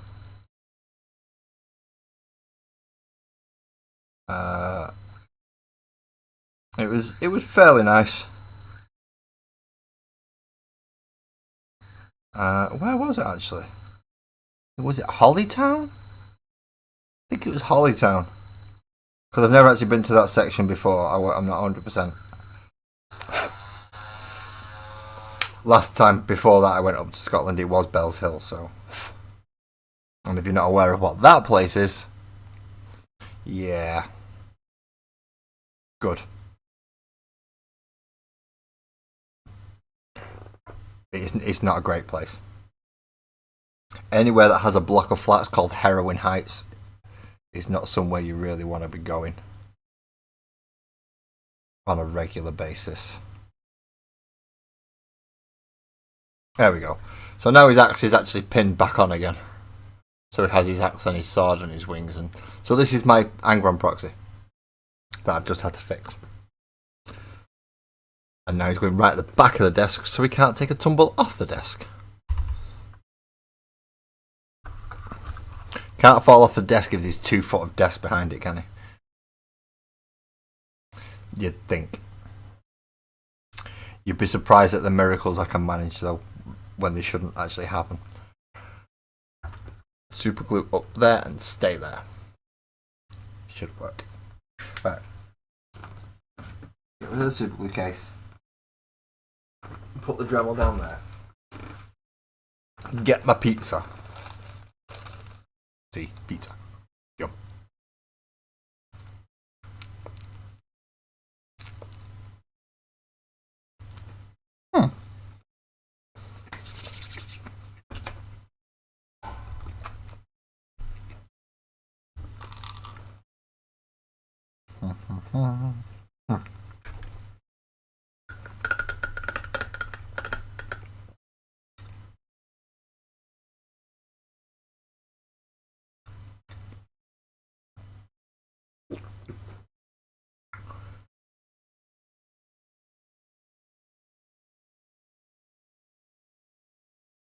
I nearly made a big mistake then. I was normally going to do that and I do that. That's fine. Not a good idea if you've got food in your mouth. Yeah, I agree. Bells Hill was fine if you know people that live within the area. You're usually pretty okay. So, in my case, I was alright because I was with family and family live in that area. However, I did get to see one or two parts of Bells Hill that, and yeah, you don't want to go see.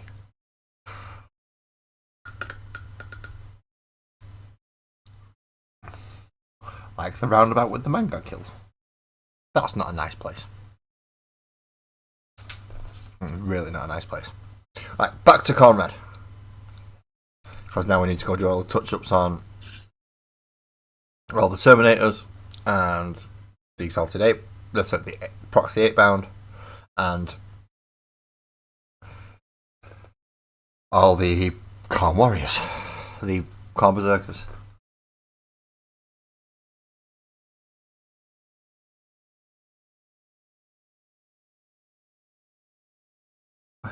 You're up to coat number 305. Francois, you have patience more than I do. You have patience that just puts me to shame.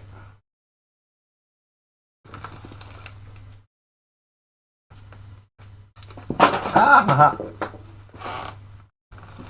I lost my hat and nobody wants to see my bald head.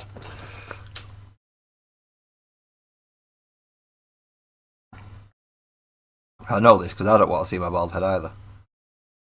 Don't like having bald head. Don't have much of a choice. My hair's going. Yeah, and although coming back to you, Francois, glazing is a technique I think Graham was on about a minute ago. For me to try and practice non-metallic metals. I'm not sure how serious he was as to whether or not he thinks that would actually make me be able to do them. Knowing that I've got the patience. Alright, I've got some patience, I'm not going to deny it because I paint models. But even I have a limit to that patience. Whereas people like yourself, Twisted, Graham, you can do those techniques, those glazing techniques. It is a real nightmare for me. I need to see some kind of progress with each stroke, and you don't with glazing. It's a as you said, the 300 another layer of this, and it's building up certain parts, and that's just on the leg, just to get that section looking right, and then obviously the other layers on the other parts of the body just to get it to match. Pardon me. I honestly don't think I could do that, because it's essentially painting with washes, only thinned out washes at that.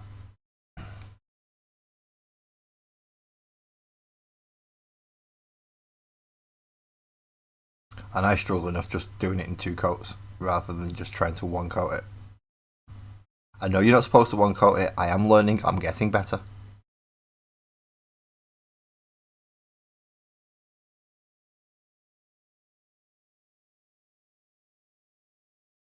So I am getting there slowly but surely.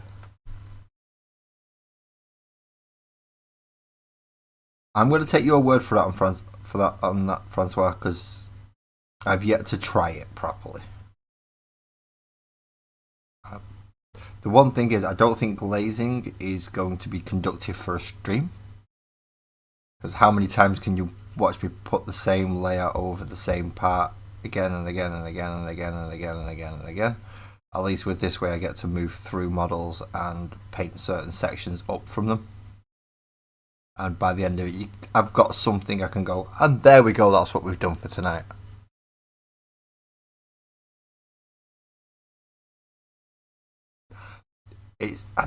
That'll be the thing though, club. It'll be those crazy transitions that I'll be after, because I know what you can do with glazing, so I will want to do that, which means I will have to really, really work at it. But I don't paint off camera, so as this may be your first time seeing me, or at least communicating with me, I only paint on camera as part of my therapy.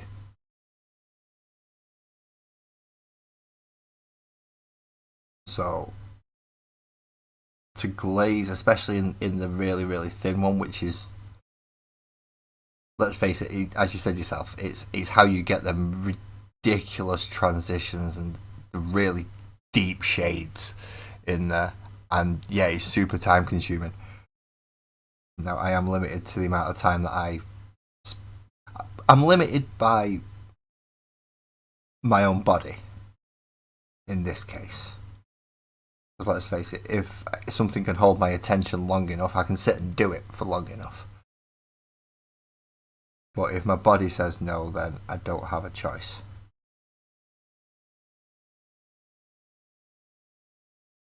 Which sometimes my body does say no. I know it wasn't long ago that it decided it wasn't having fun. So it said no, and Sparkles, my partner, had to come and essentially take me off screen. Just so I weren't in a position which wasn't very pleasant while I'm on screen. In fairness, I think I dealt with it reasonably well. But it's still something I'd rather not have to do if I don't have to.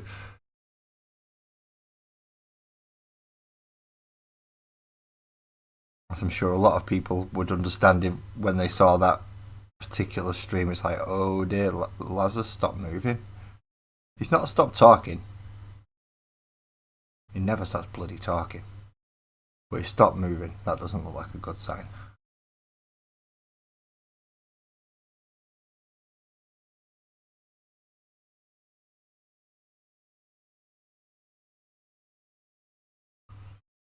Any more bits of red? Yep. Lots and lots of red.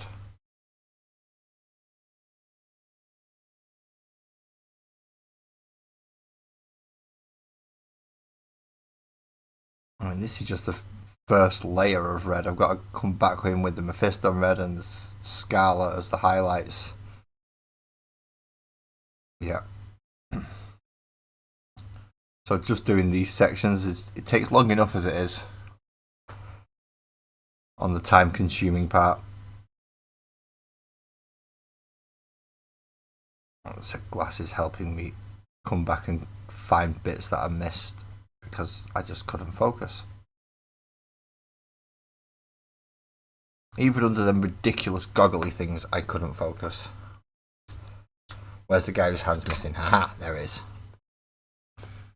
I knew there was a guy whose fingers had not been done.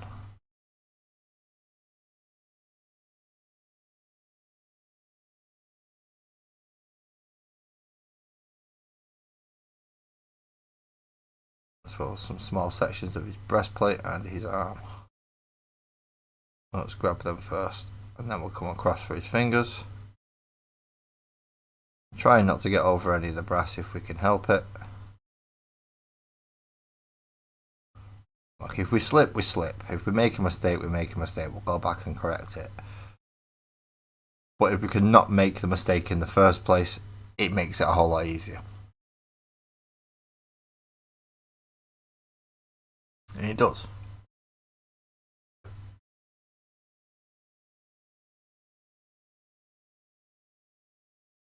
So, right. So both these are, both you, Francois, and you, Club, are telling me that I don't have to go stupid thin on my glazing. I can just go for a slightly thinned out paint. Now, obviously, that is not going to get the transitions that I would want necessarily, but it would speed up the process.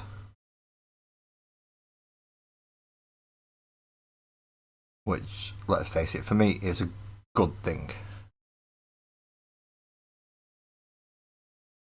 It takes me long enough to paint a bloody model, as far as I'm concerned, anyway. If I have to spend 3 hours on a unit of 5 men, or 2 hours on a singular model, that's taking out. That's about as much as I think you should be putting into it, without it becoming the hobby itself. Obviously, if painting's the only side of the hobby you like, then please go ahead. Paint as long as you want and whatever you wish to do. It's the collecting and playing side I prefer more, which is why I'm only just getting around to painting some of my armies after 20 odd years.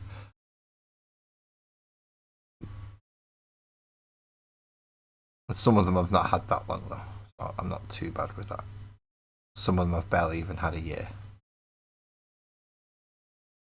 So it's not all doom and gloom.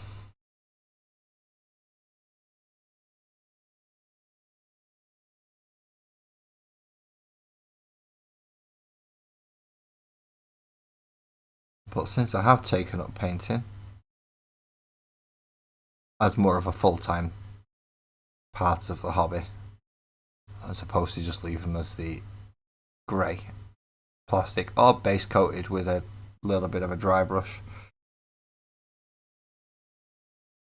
and bare minimum of tabletop colours, I have been getting better. So these more difficult techniques that I don't usually do,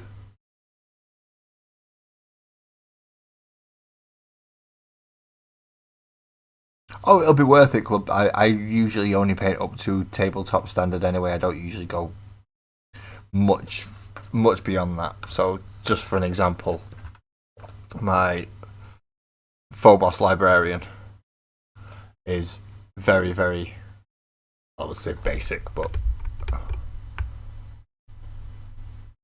when using contrast paints, a bit of dry brushing, it works. Yeah, it definitely works. But I would like to get better. And that only really happens with practice, in all fairness. But I'm happy with 3 colour minimum, tabletop standard. Boom, done. As long as you can tell what it is and it looks okay on the table, that's fine by me.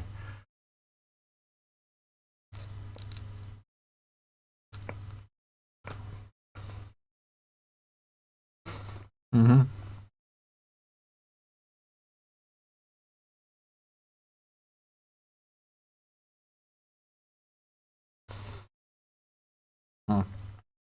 Mm-hmm.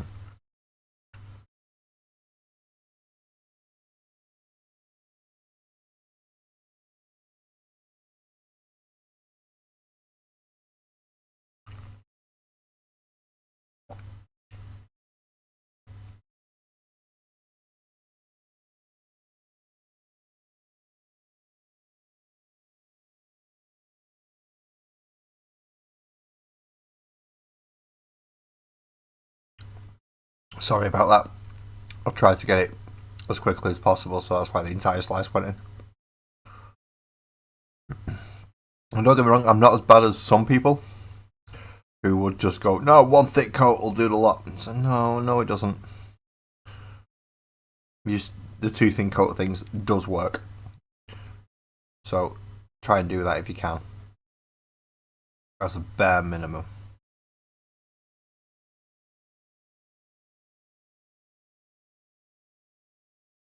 But the number of coats reaching into the hundreds, such as Francois,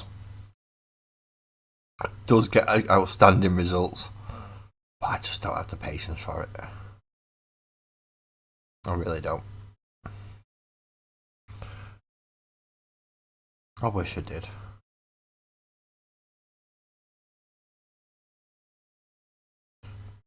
Alright, it's doing me head in just for the fact that I've got to go back through these models now to catch the bits that I missed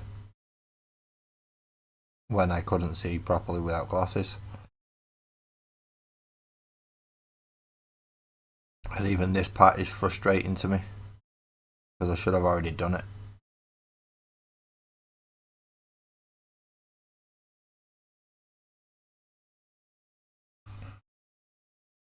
Yeah, I don't do the one thick coat option.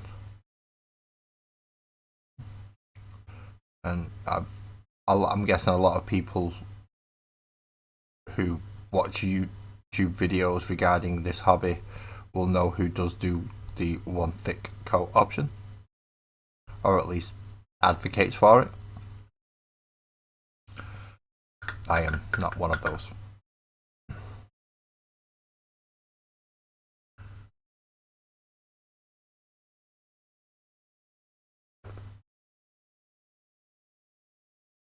No, but as far as I was aware, Francois, you would still thin down the glazes to the point where it is very, very little pigment actually on the brush.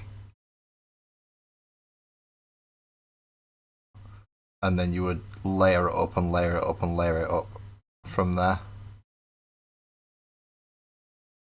So even something as thin as a wash, you would still water down a little bit. Just so you've got more control over how much pigment's going on in every area. I could be wrong. As I said, I've not done the technique before, so I may be completely off the mark on that one. And I'm more than happy to be corrected if I am. If you don't know, you don't know. You need to... Someone's correcting you on it, going, no, you've got it wrong there, you need to do it more like that. I'm not the type of person to sit there and go, but I did it. No. You know better than you know better. Please teach. Please inform.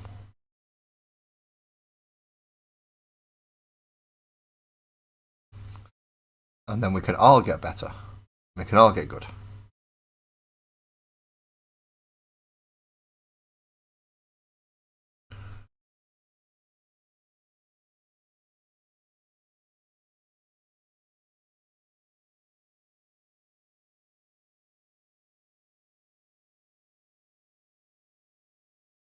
It's more right. Okay, so it's more blending than glazing.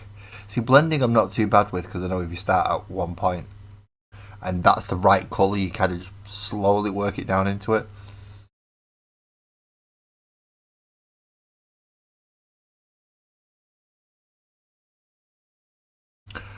That's not a bad idea though, Club.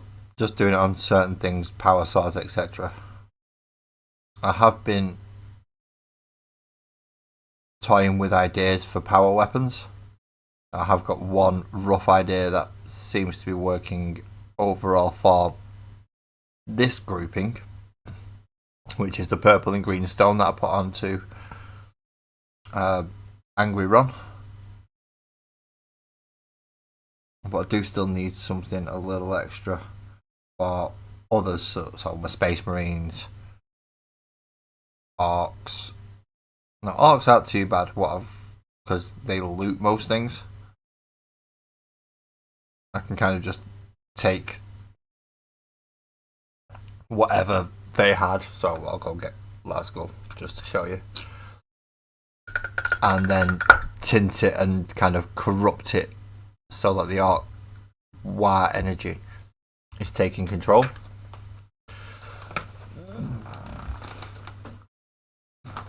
So in the case of Lasgull, he's actually got a Hellbrute hammer, which as you can see is slightly tinted green, and the back ends of his and the front end of his Dread Knight hammer is also being corrupted and corroded into a green. So it does work, and obviously the Victory part down there, which is also, so it's kind of like doing that, just with a lot more control. By the sounds of it, I did that with Coelia Green Shade Wash, and just white paint underneath.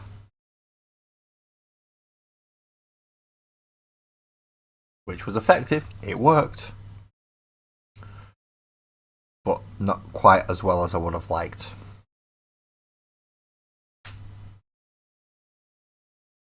What on earth is that on about?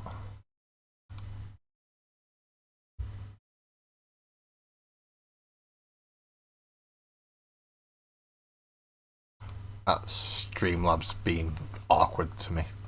Not sure what that is at all. No. But having to use so much corn red just for touch-ups. I mean, it's not as much as I used for the initial paint jobs, but this is a lot of work for touch-ups.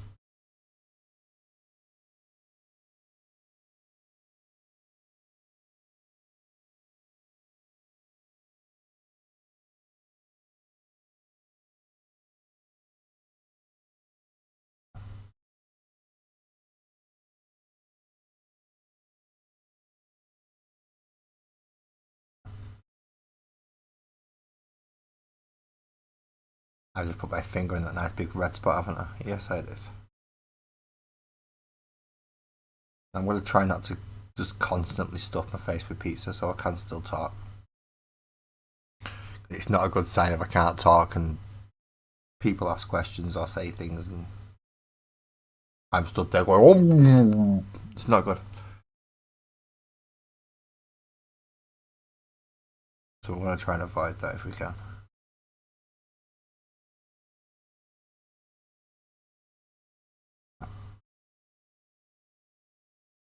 I really wish I had some of them gem paints right about now. Shame they didn't make it when I got the transfer.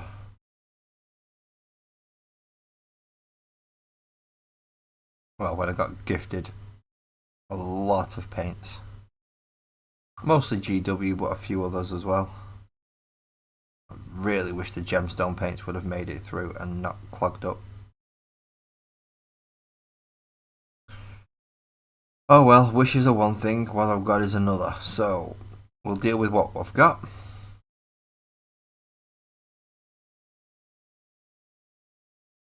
And we'll take it from there. Because let's be honest, that is all I can friggin' do. I can sit here saying, I wish I had that, and I wish I had that, and I wish I had that. Wishing and wishing and wishing ain't gonna get me jack diddly. What I can do though is use what I do have.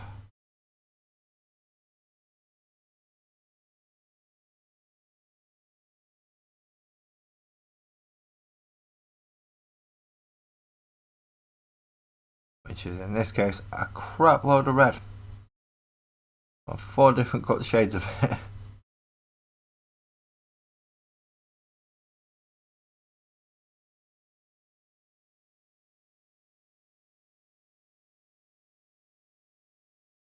I can't believe. Nope. That section.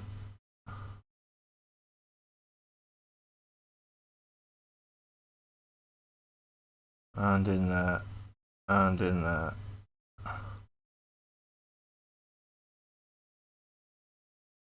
And make sure I get his face in.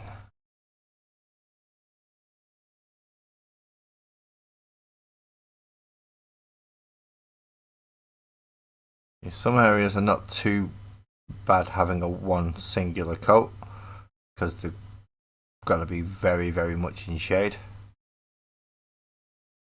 So that does help them out a little bit. But some areas are bright. Right on top. So they definitely need painting. How do I like Pro? I love Pro Acryl. Yeah, no, Pro Acryl, yes. I do like Pro Acryl. Pro Acryl do the only white that I will actually use. I will use this as white. Any other white is just, no, you're an ivory. You're a wannabe ivory at that. and I don't like whites from anybody else. But yeah, the Eclectic Beard sent me some last Christmas, and oh boy, are they good? The yellow as well, absolutely fantastic. The red is covers so well. It's just a little bit bright at the moment. I might actually come back and do the highest highlight with the Protocol Red instead of going to the GW Scarlet. But yeah, Pro Acryl. Oh god, they're good. I still want to try and get in talks with them because, as far as I'm aware, they're a US based manufacturer. So I'm still trying to get in talks with them to see if I can get a range for review.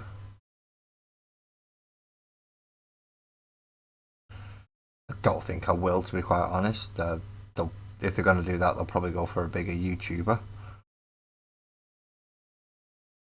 But it would save me a lot of money in the long run on paints that I'm at least going in with a positive attitude towards, rather than getting a Games Workshop or a GW or a Citadel paint and then yeah, I'm going in with bad expectations already, which isn't good.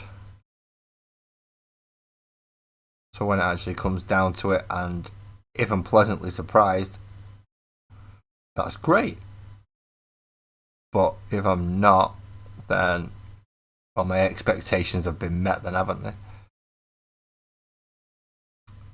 Saying that, majority of my range is Citadel. Majority of the paints I own are Citadel.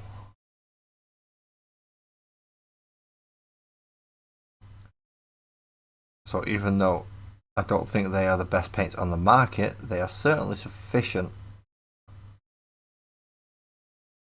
for starting out and learning.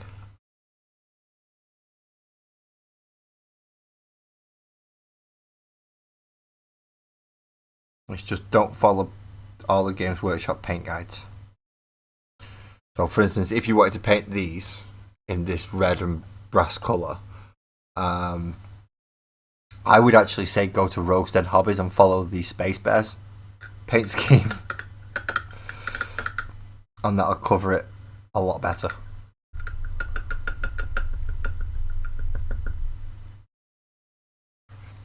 Oh, cleanup time is always fun. Right, another full piece in my mouth. Drink first though.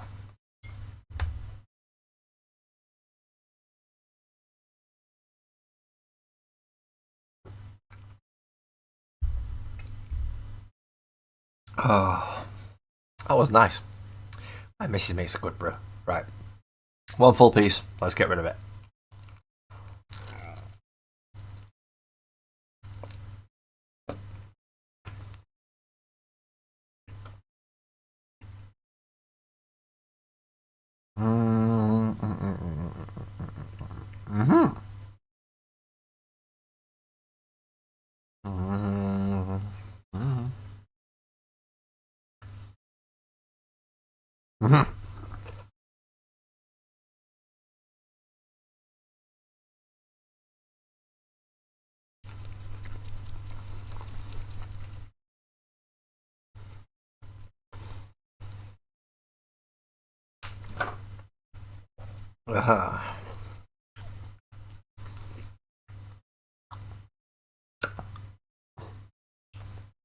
This would probably be the next colour I wanted in Procol.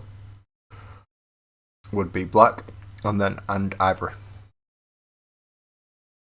I'm going, but you got white. Yeah, I know.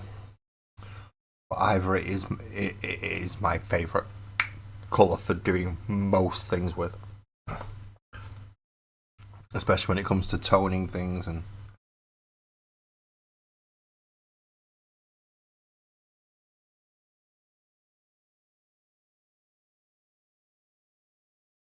So ivory is one of my favourite things, which is why anyone who joins my Patreon, although there is. I shouldn't really be saying this. There's very little point in joining my Patreon unless you want time to spend with me, with one-on-ones. Yeah, anyone who joins my Patreon is automatically an ivory desktop, because it is the one thing that I have multiple of on my desk is always ivory. I like it for a dry brushing colour for when you're pre-shading.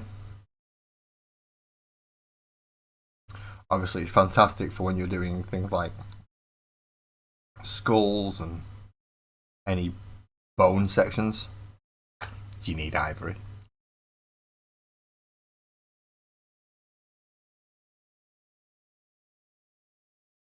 But it's just a very slept on colour as far as I'm concerned with how versatile it is.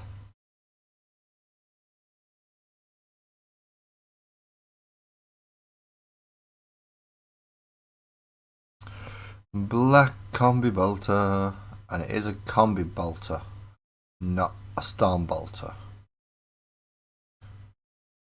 This is pre-storm bolter. From back in the days at Heresy.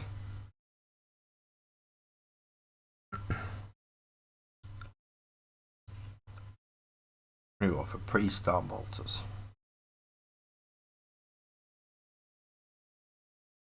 This is where we have to be super duper extra careful because I've done the ivory skull. And I've done the brass markings because I'm an idiot and I did all them first and then realised I've actually got to paint the frigging gun body.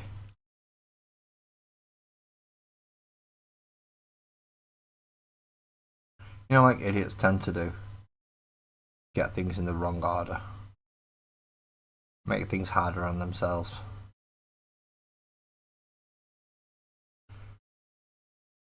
Paint some bits before other bits because they're stupid.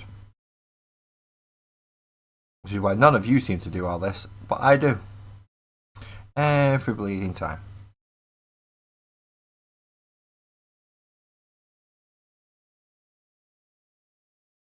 Everybody else, no, they paint the gun first and then paint in all the extra little bits afterwards. Me, nope.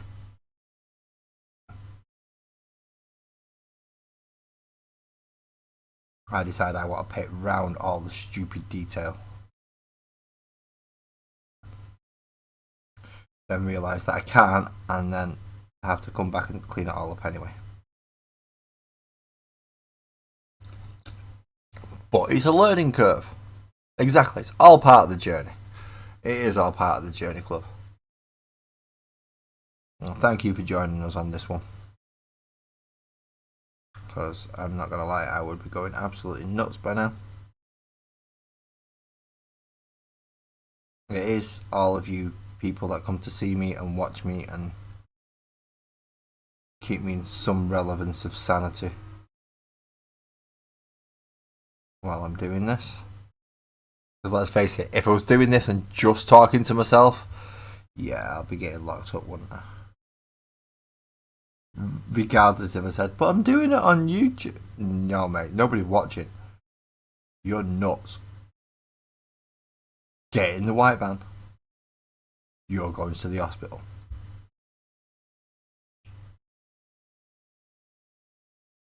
Because you're talking to yourself. I wasn't honest.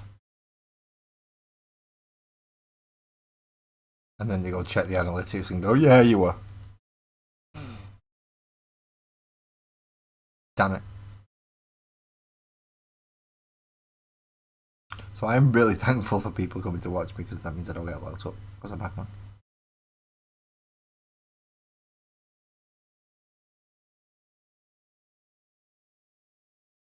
Not saying I shouldn't get locked up as a madman, but not for talking to myself. Aha, there it is. I knew there was one left. With a standard combi bolter.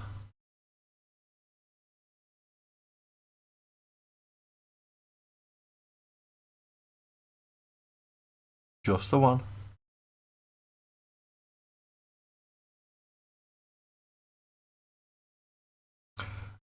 I'm on enough waiting lists to be quite honest. If I get put in any more, I think I actually get a loyalty points and get bumped up the list. Although saying that, I've got a call tomorrow from somebody,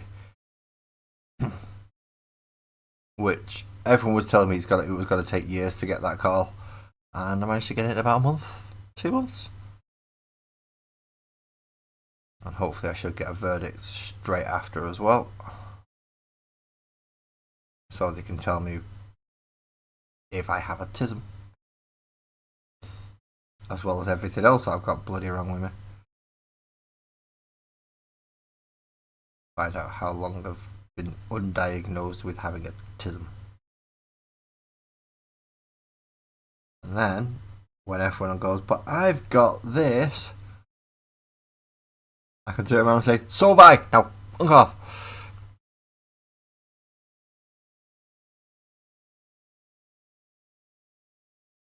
And nobody can play the autism card on me anymore. Because I'm just as autism as you are. Like, forget the fucking way, you wee sheet. Sorry there. Sorry, Glove. That was uncalled for, wasn't it? It didn't require any form of accent to do that.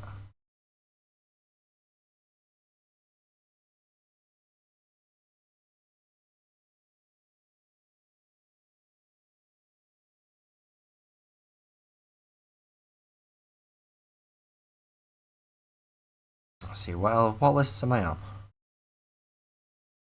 I'm on the neurologist list, and the neuropsychology list, and the autism list, and what else am I? I'm on a waiting list, I think, for another MRI on my head. I think I'm gonna have to check with my specialist about that one actually. I don't think they should be scanning my head. I think they should be scanning my body. But I think I've got another one coming for my head soon. Whether or not they're trying to figure out if I'm mental, I don't know. Really, you should just talk to the people that know me, and they'll probably turn around and go, yep. But everything sounds much more aggressive in Scottish.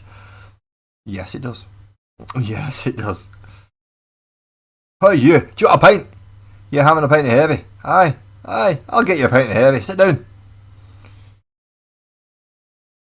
Somebody just offering to buy you a drink. Yeah, that does sound a little aggressive, doesn't it? Right, I'll buy you a drink. Sit down.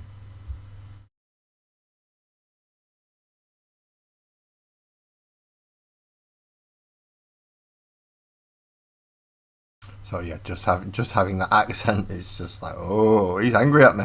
So no, he's buying you a drink. Yeah, because he's angry at me. No, because he's a nice man. Doesn't sound like a nice man. That's just because he sounds Scottish.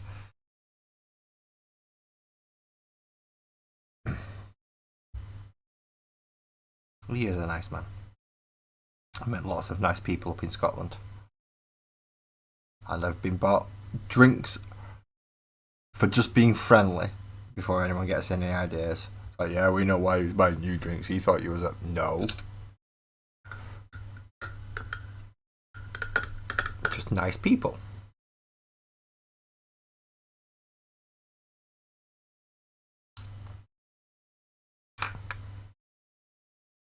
Hello, XD108. Daily Verse.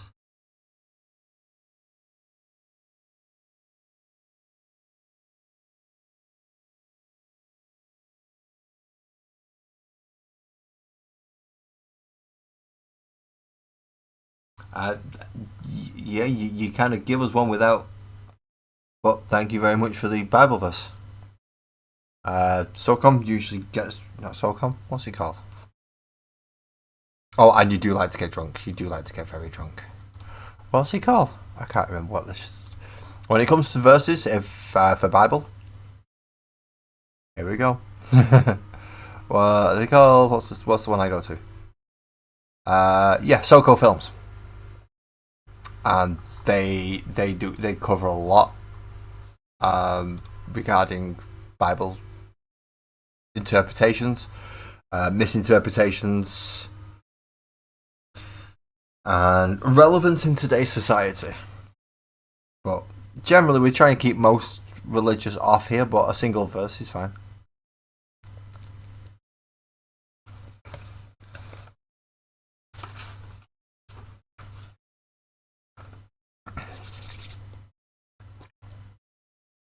Hmm.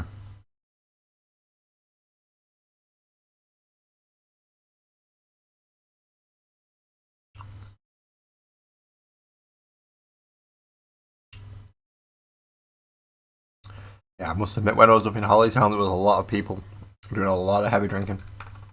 Um, and I sadly was not one of them.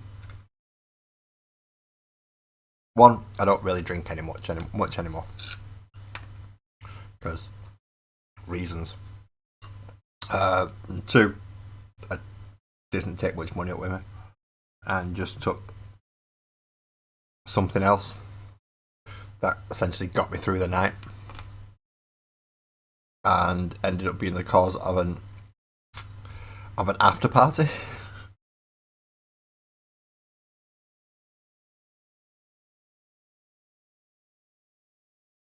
Not that many Scottish people need an excuse to go for an after party. Like the party's finished, coming back to my bit. Yep.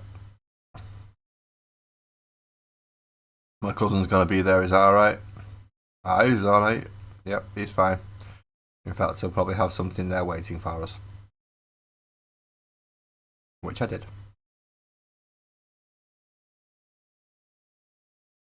My cousin was very, very, very much right on that regard.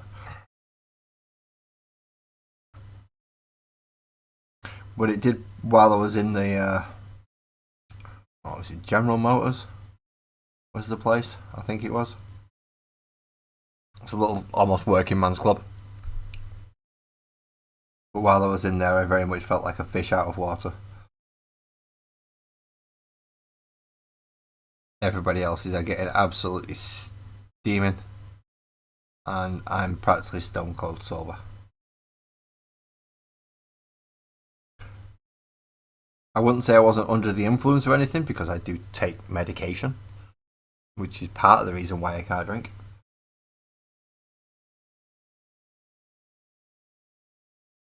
But even with that, it was there were some people doing some very heavy drinking, very heavy drinking, and I was in no way attempting to keep up. When I was younger, I used to be able to. I was much younger. You know, like 20 odd years ago. Then I could keep up. Not so much now.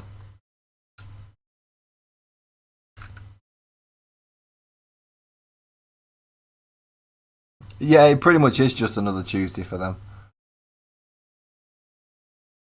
And it was blatantly obvious once they'd started that it was just like, no, this is Tuesday. And we're just gonna tank through it.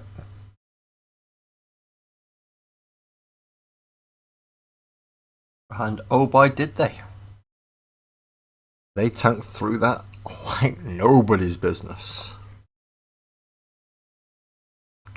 They got absolutely steaming. Some of them got absolutely shit faced. The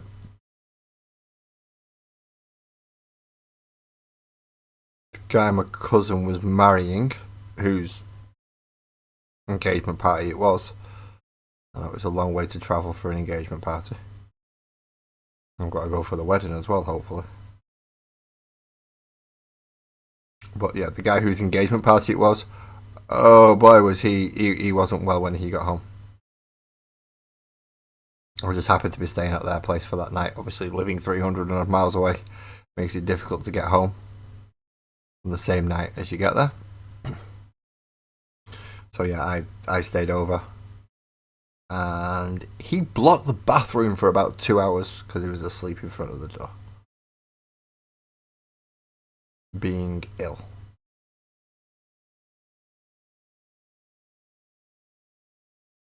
So I'm using bronze instead of brass for the chainmails and some of the other metallics, just so I'm not using silver all the time and I'm not using bronze all the time.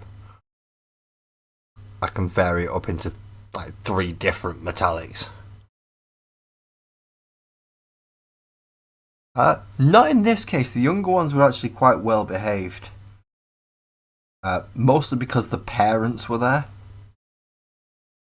So they didn't want to get too much in the shit. I mean, I was fine. I was the cousin from out of the country, so they were perfectly fine with anything going on around me, and I wasn't overly too bothered about what they was doing as long as doing it to a responsible degree. But yeah, they were well behaved because of parents.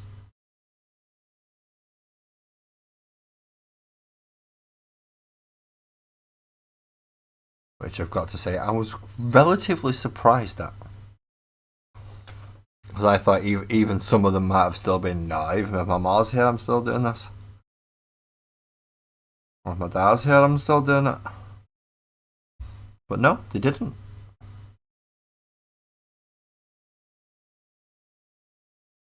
I think I was the worst one out of all of them, and I didn't even go to the toilet to do mine. I had to go outside.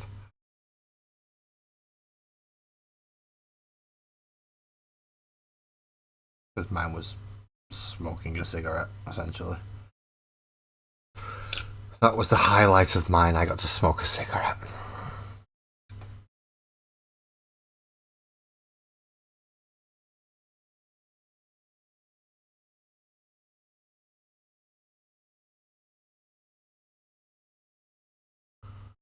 I'm gonna get the same. I get the same thing next year at my own wedding,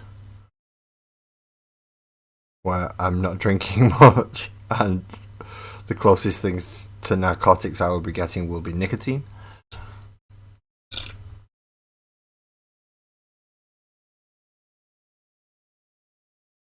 Nicotine and caffeine, sorry. I'll be on coffee. Sparkles would absolutely destroy me if I got shit faced on our wedding. And rightly so, because let's face it, I'm a creature of extreme, so if I'm going to get shit faced, I am going to get absolutely shit faced.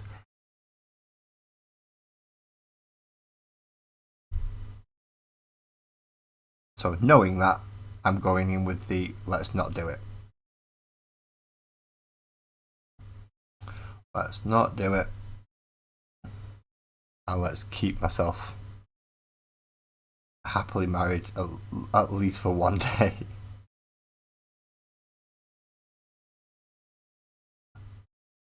If I can make it past the initial wedding day, I think I'll be alright.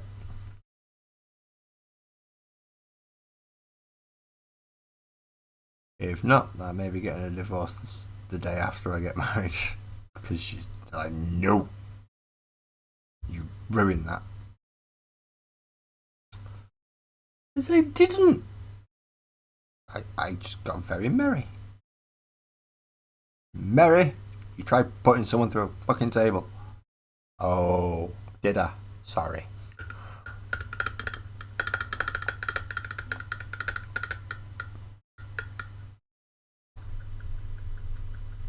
Yes, they do. Yes, they do.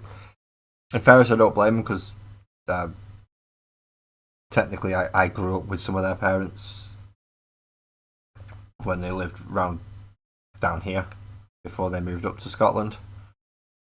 And yeah, their parents, even at their age of like 40 odd and 50 odd, would still beat the living snot out of them if they stepped out of line. Especially as I mentioned, when they moved up to Scotland, they got to Bells Hill, so that taught them the very quick way of how to deal with things in a Scottish manner.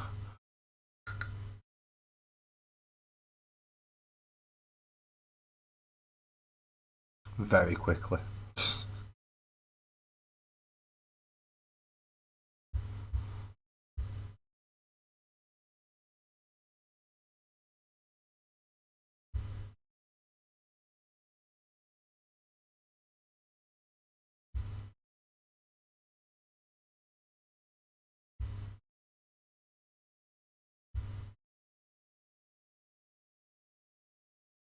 And too thin, too thin.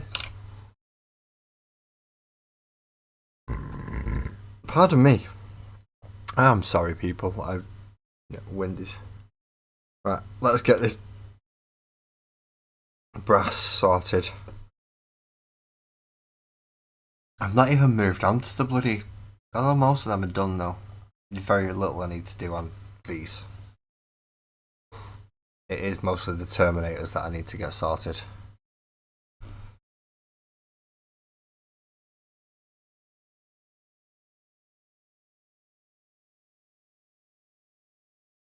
So let's get them done.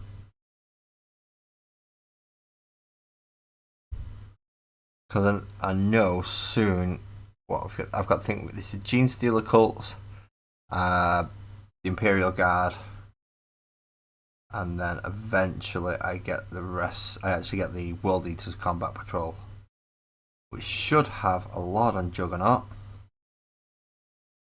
20 Berserkers, a Mauler Fiend, or a Forge Fiend, depending on how you put it together. Although I am tempted to go for a Forge Fiend just to add that extra bit of range in that World Eaters lack.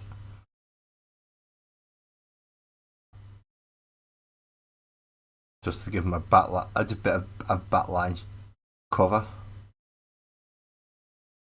Along with the Hellbrute, which although it's only got a 24-inch range, it's a nice mid-board covering range. So that should give me a decent set of board control while all my wonderful, wonderful World Eaters surge forward as part of a Blood Tide.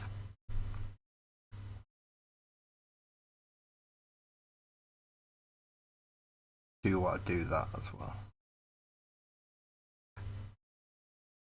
A little chain on the skull.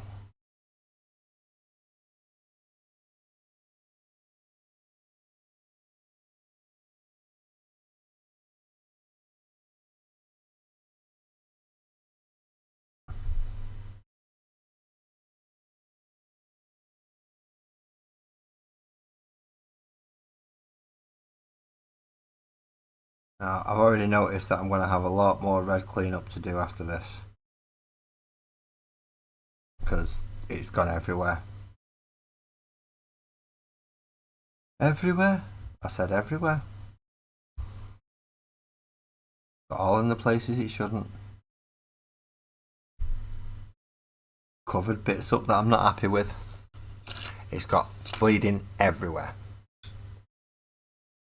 Yes, from the Combat Patrol magazine. I think I've missed 2 issues so far, which was the Eldar Wraith Knight and issue 1 of the Hearthkin Pioneers. Not the Pioneers, the whatever the standard troop is for Votan. I missed the first issue of that because it didn't get delivered to my newsagents. And I missed the Wraith Lord, which luckily I already had one. But yeah, I've managed to get every other issue so far, which is where I got all these from. These were part of the Chaos contingent. This obviously came part of the Orc contingent. He came as part of the Space Marine one, but I do have another 1 or 2 of him, so that's not too bad. The Votan I put together apart from that 1 unit and ready to be shipped off to America. So yeah, they're doing alright at the minute.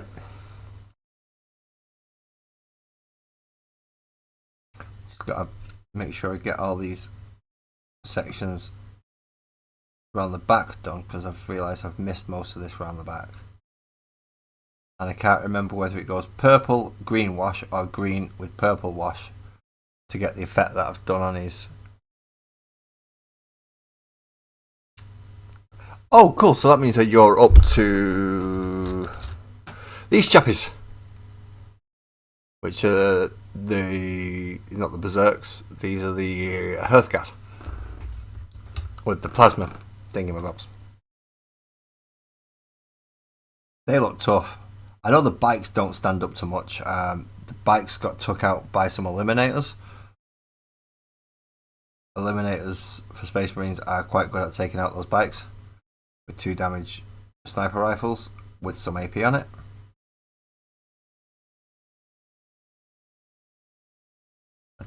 They'll probably stand up to Storm Bolters a lot easier though. But in my tabletop, in the tabletop simulator game that I'm partway through playing, my unit of Terminators is about to get pincered by Hearthguard and Chthonian Berserks. So let's see how a 10-man unit of Terminators stand up to them.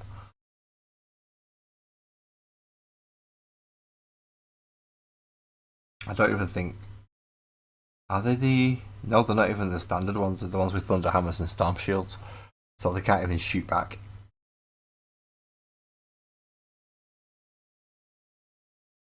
They are quite literally just going to have to run forward and try not to get mowed down on the way. And I know you're going, Terminators, mowed down. Yeah, I know, but I've not killed off the warriors yet. The only thing I've took out is the bikes.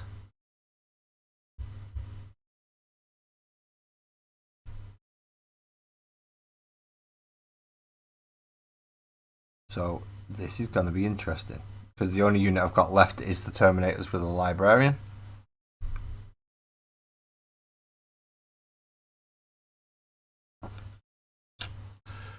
So they're waiting to get shot at. I need to arrange to set that game up again, actually. I think I can remember where everything is. The Terminators were moving up through the mid-board. The Chthonian Berserks were... Sorry, if my Terminators were moving up the mid-board, the Berserks were over here. The Warriors and the Carl and the Hearthguard were over here.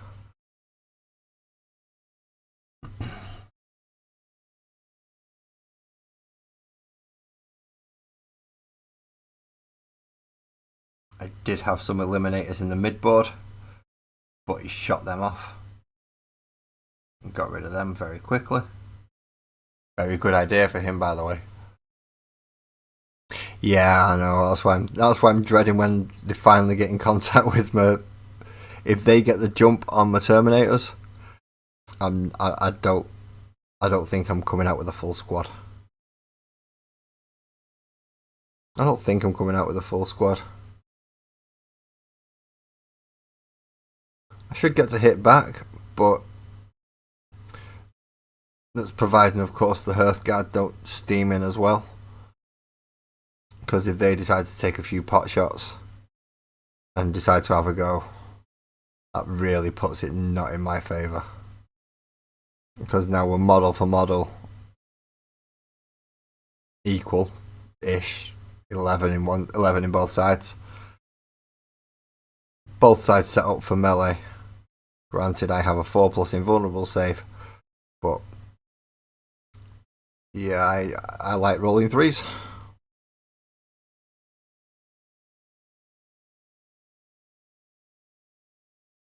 So I don't necessarily think it's going to work in my favour.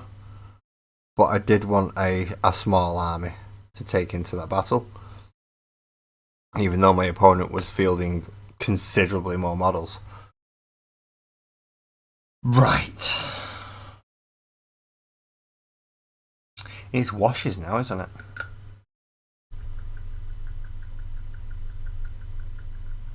That's what I'm thinking he's going to do.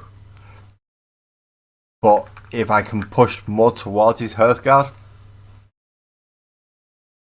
and away from his Berserks, it gives him a longer charge range and it gives me a chance to get to the Hearthguard first.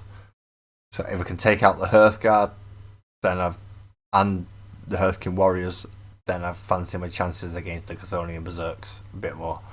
If I can't and the Berserks do get to me, I just hope I survive long enough with enough models to then press on and take out the rest of the army. If not, I'm going to lose. It does serve me right for only taking 2 units. Well, 3 if you include the librarian.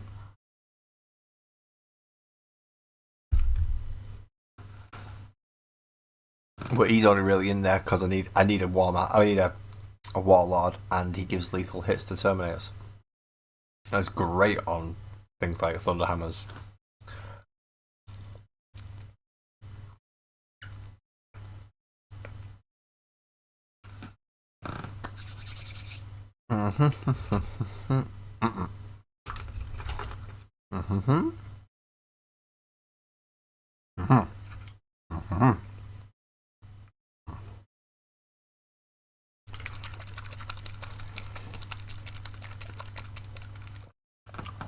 Where's my Agrax? There it is.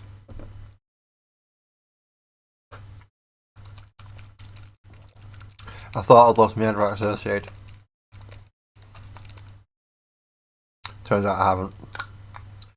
But I have got my Reichland Fleshshade, which is obviously for the fleshy bits on the Hellbrute. I say obviously. It's not that obvious, really, is it? Especially anyone who's been watching my channel for a while will be going, Laz, nothing you do is obvious. You take whatever they say you should do it as and then just say no and do it your way. Which, you're not far wrong. That is kind of how I do things. I'm not going to do too much red tonight. I've already done a load of red tonight. I can leave red till next week. Especially now that I'm getting the washes on. To try and add some kind of definition to the skin tones. But I don't want them too far into the metals, because that's obviously got to go Agrax and non-oil. So let's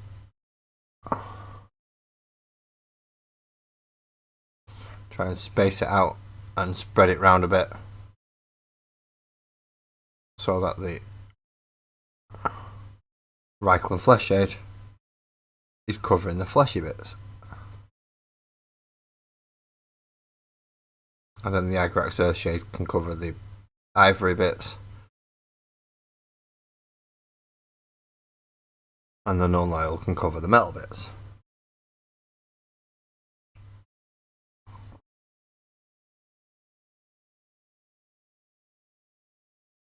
I'm not doing too bad for 3 hours. Especially for me. I mean, my head is tingling, my back is tingling, my arms are going, what long are you playing at? Week out work this long. But all in all, I'm not doing too badly with tonight's stream. I have done a lot worse.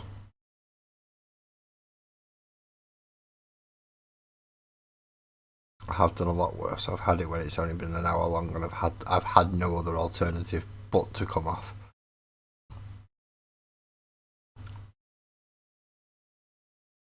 Don't forget the testimacles that are dangling down. See, he's got 2 testimacles there. See them? Little red dots. Can't forget them.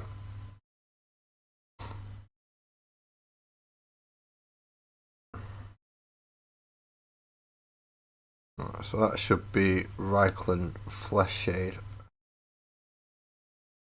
covered everywhere where it should be covering. I think. Oh no, missed a bit under there.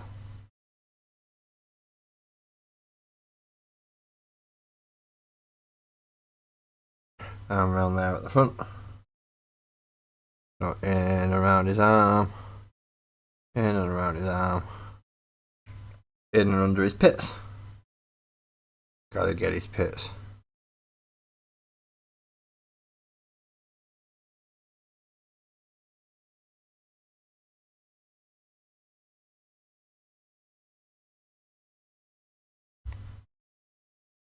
And his calves.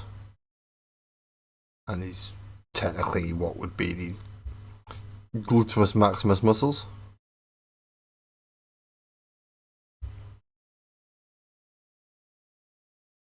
That does make a lot of difference, just adding that wash in there. It makes a huge difference. I'm going to have to start putting these up on Discord just so I can get a better image and picture of them so people can see and go, oh yeah, that's what he was talking about. I wondered what the blithering idiot was saying. I just found. Stare right in front of me, you gormless idiot. Absolute gormless idiot I am. I'm looking for a wash that's right in my face. So, Agrax Earthshade.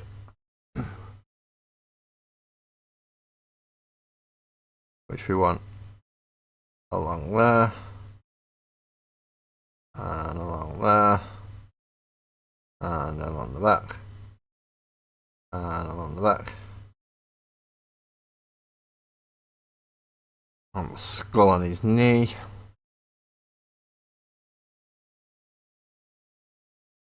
Did he even get any paint on that then? Yeah, it did.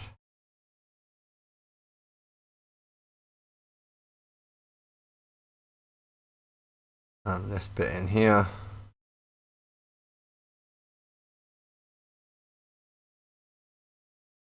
And the bones.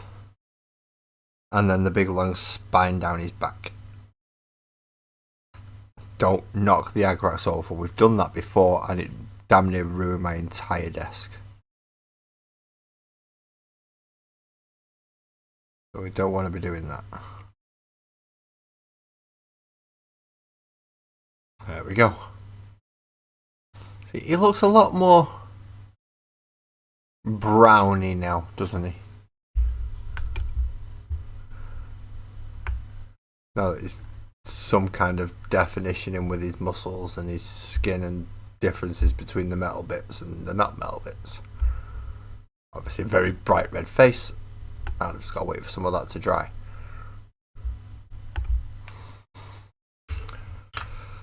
So now we're on for the Terminators.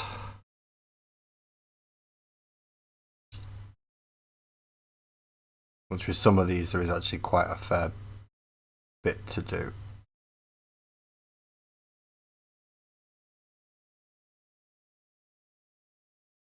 So we'll put dollops on roughly where we need them and then we'll come back and move it around afterwards.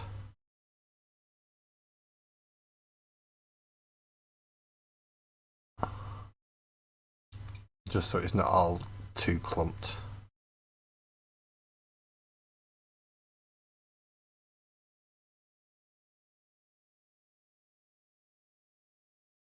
It's all well and good getting it nice and well covered, but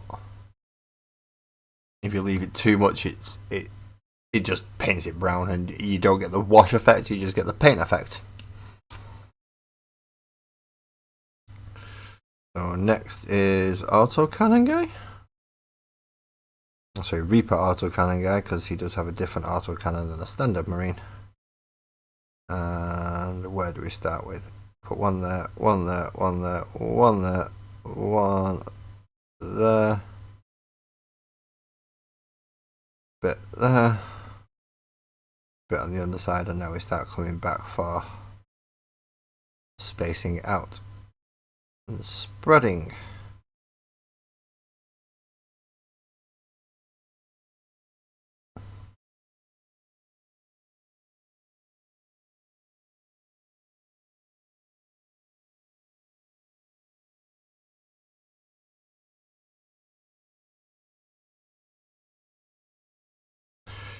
There we go. See, the washing bit goes through real easy. It's just drying time, which is why I'm doing it last.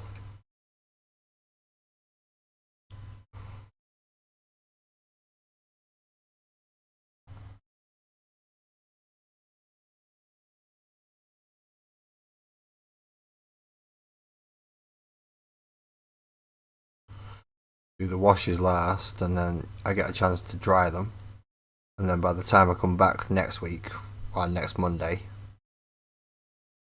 they should all be nice and dried and ready to move on to the next points, and I get to check cleanups and things. and make sure I got it right in the first bloody place. So obviously if I didn't, like missing all that white bit there, because I'm an idiot, we've already established that, so it's nothing new.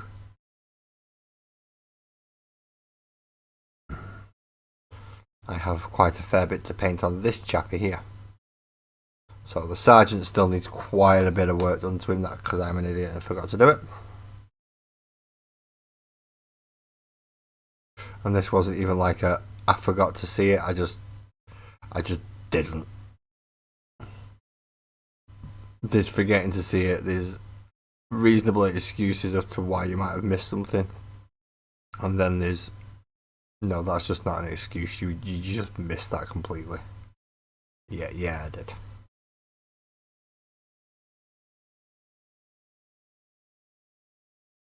So skulls,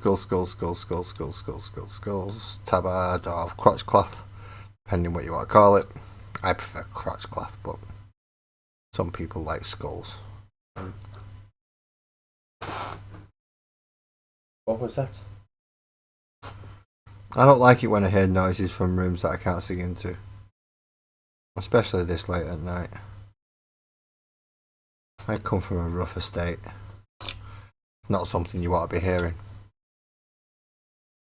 So final one for tonight anyway.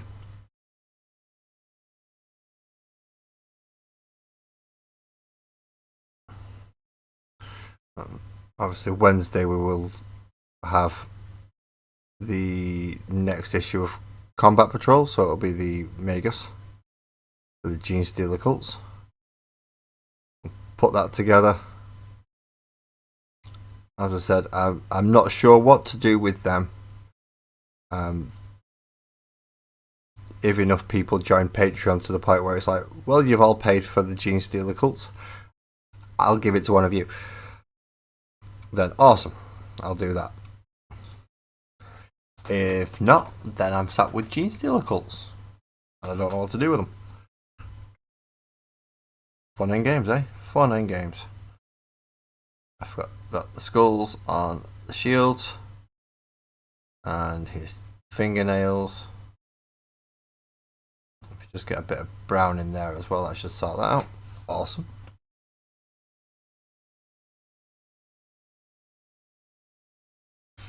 And then skull on that shield. Fingernails down there. Anywhere else could do with a bit of a, yeah. We'll stick a bit of a brown wash in there, that should cover up a lot of the mistakes.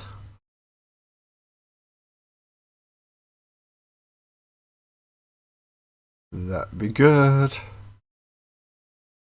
That'd be good. I don't think you actually have anything on YouTube. Although I am going to just stick a bit on there just to cover up that white bit. And a bit on there just to help phase out some what looks to be glue.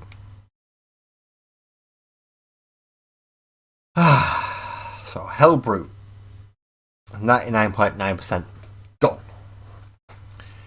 Terminators, 99.9% done.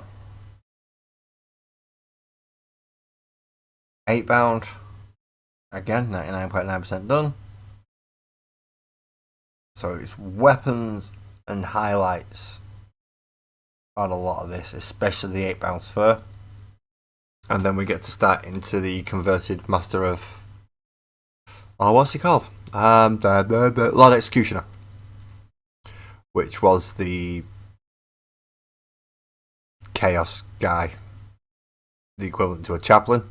I just chopped his hand off and put a whopping great big axe in there so he could be a Lord Executioner. Because he did have a book. Who takes a book to war? Seriously, what kind of moron takes a book into a war and goes, I'm going to do things and I'm going to save people and I'm going to come out victorious? No, you're not. You're going to read from a book and somebody's going to shoot you in the head with a bolt. Not, well, bolt round. Or a large round. It's bloody idiot. Take an axe. Take an axe. So you got a crow's goose in one hand, axe in the other. That's how you do it. At this point, though, thank you for joining me, everybody. I'm going to call this an evening now. It is now nearly 1 o'clock in the morning, and you shouldn't really paint when you're tired because it affects your judgment and what things are happening and going on around you. So I'm calling it quits here for this evening. Although my desk probably isn't going to get any tidier before you see it next, which will be Wednesday morning, hopefully between 10 and half past. Once I've got the next issue of the Combat Patrol, as I said, we were doing the Magus, which I'm looking forward to. It's my first ever Gene Stealer cult model. At least putting it together anyway. And after that, of course, Thursday nights as normal at 9:30. It is the Magical World of Sparkles and Oak. Until then, though, thank you very much. Drive safe, and I will see you when you're next here. Thank you.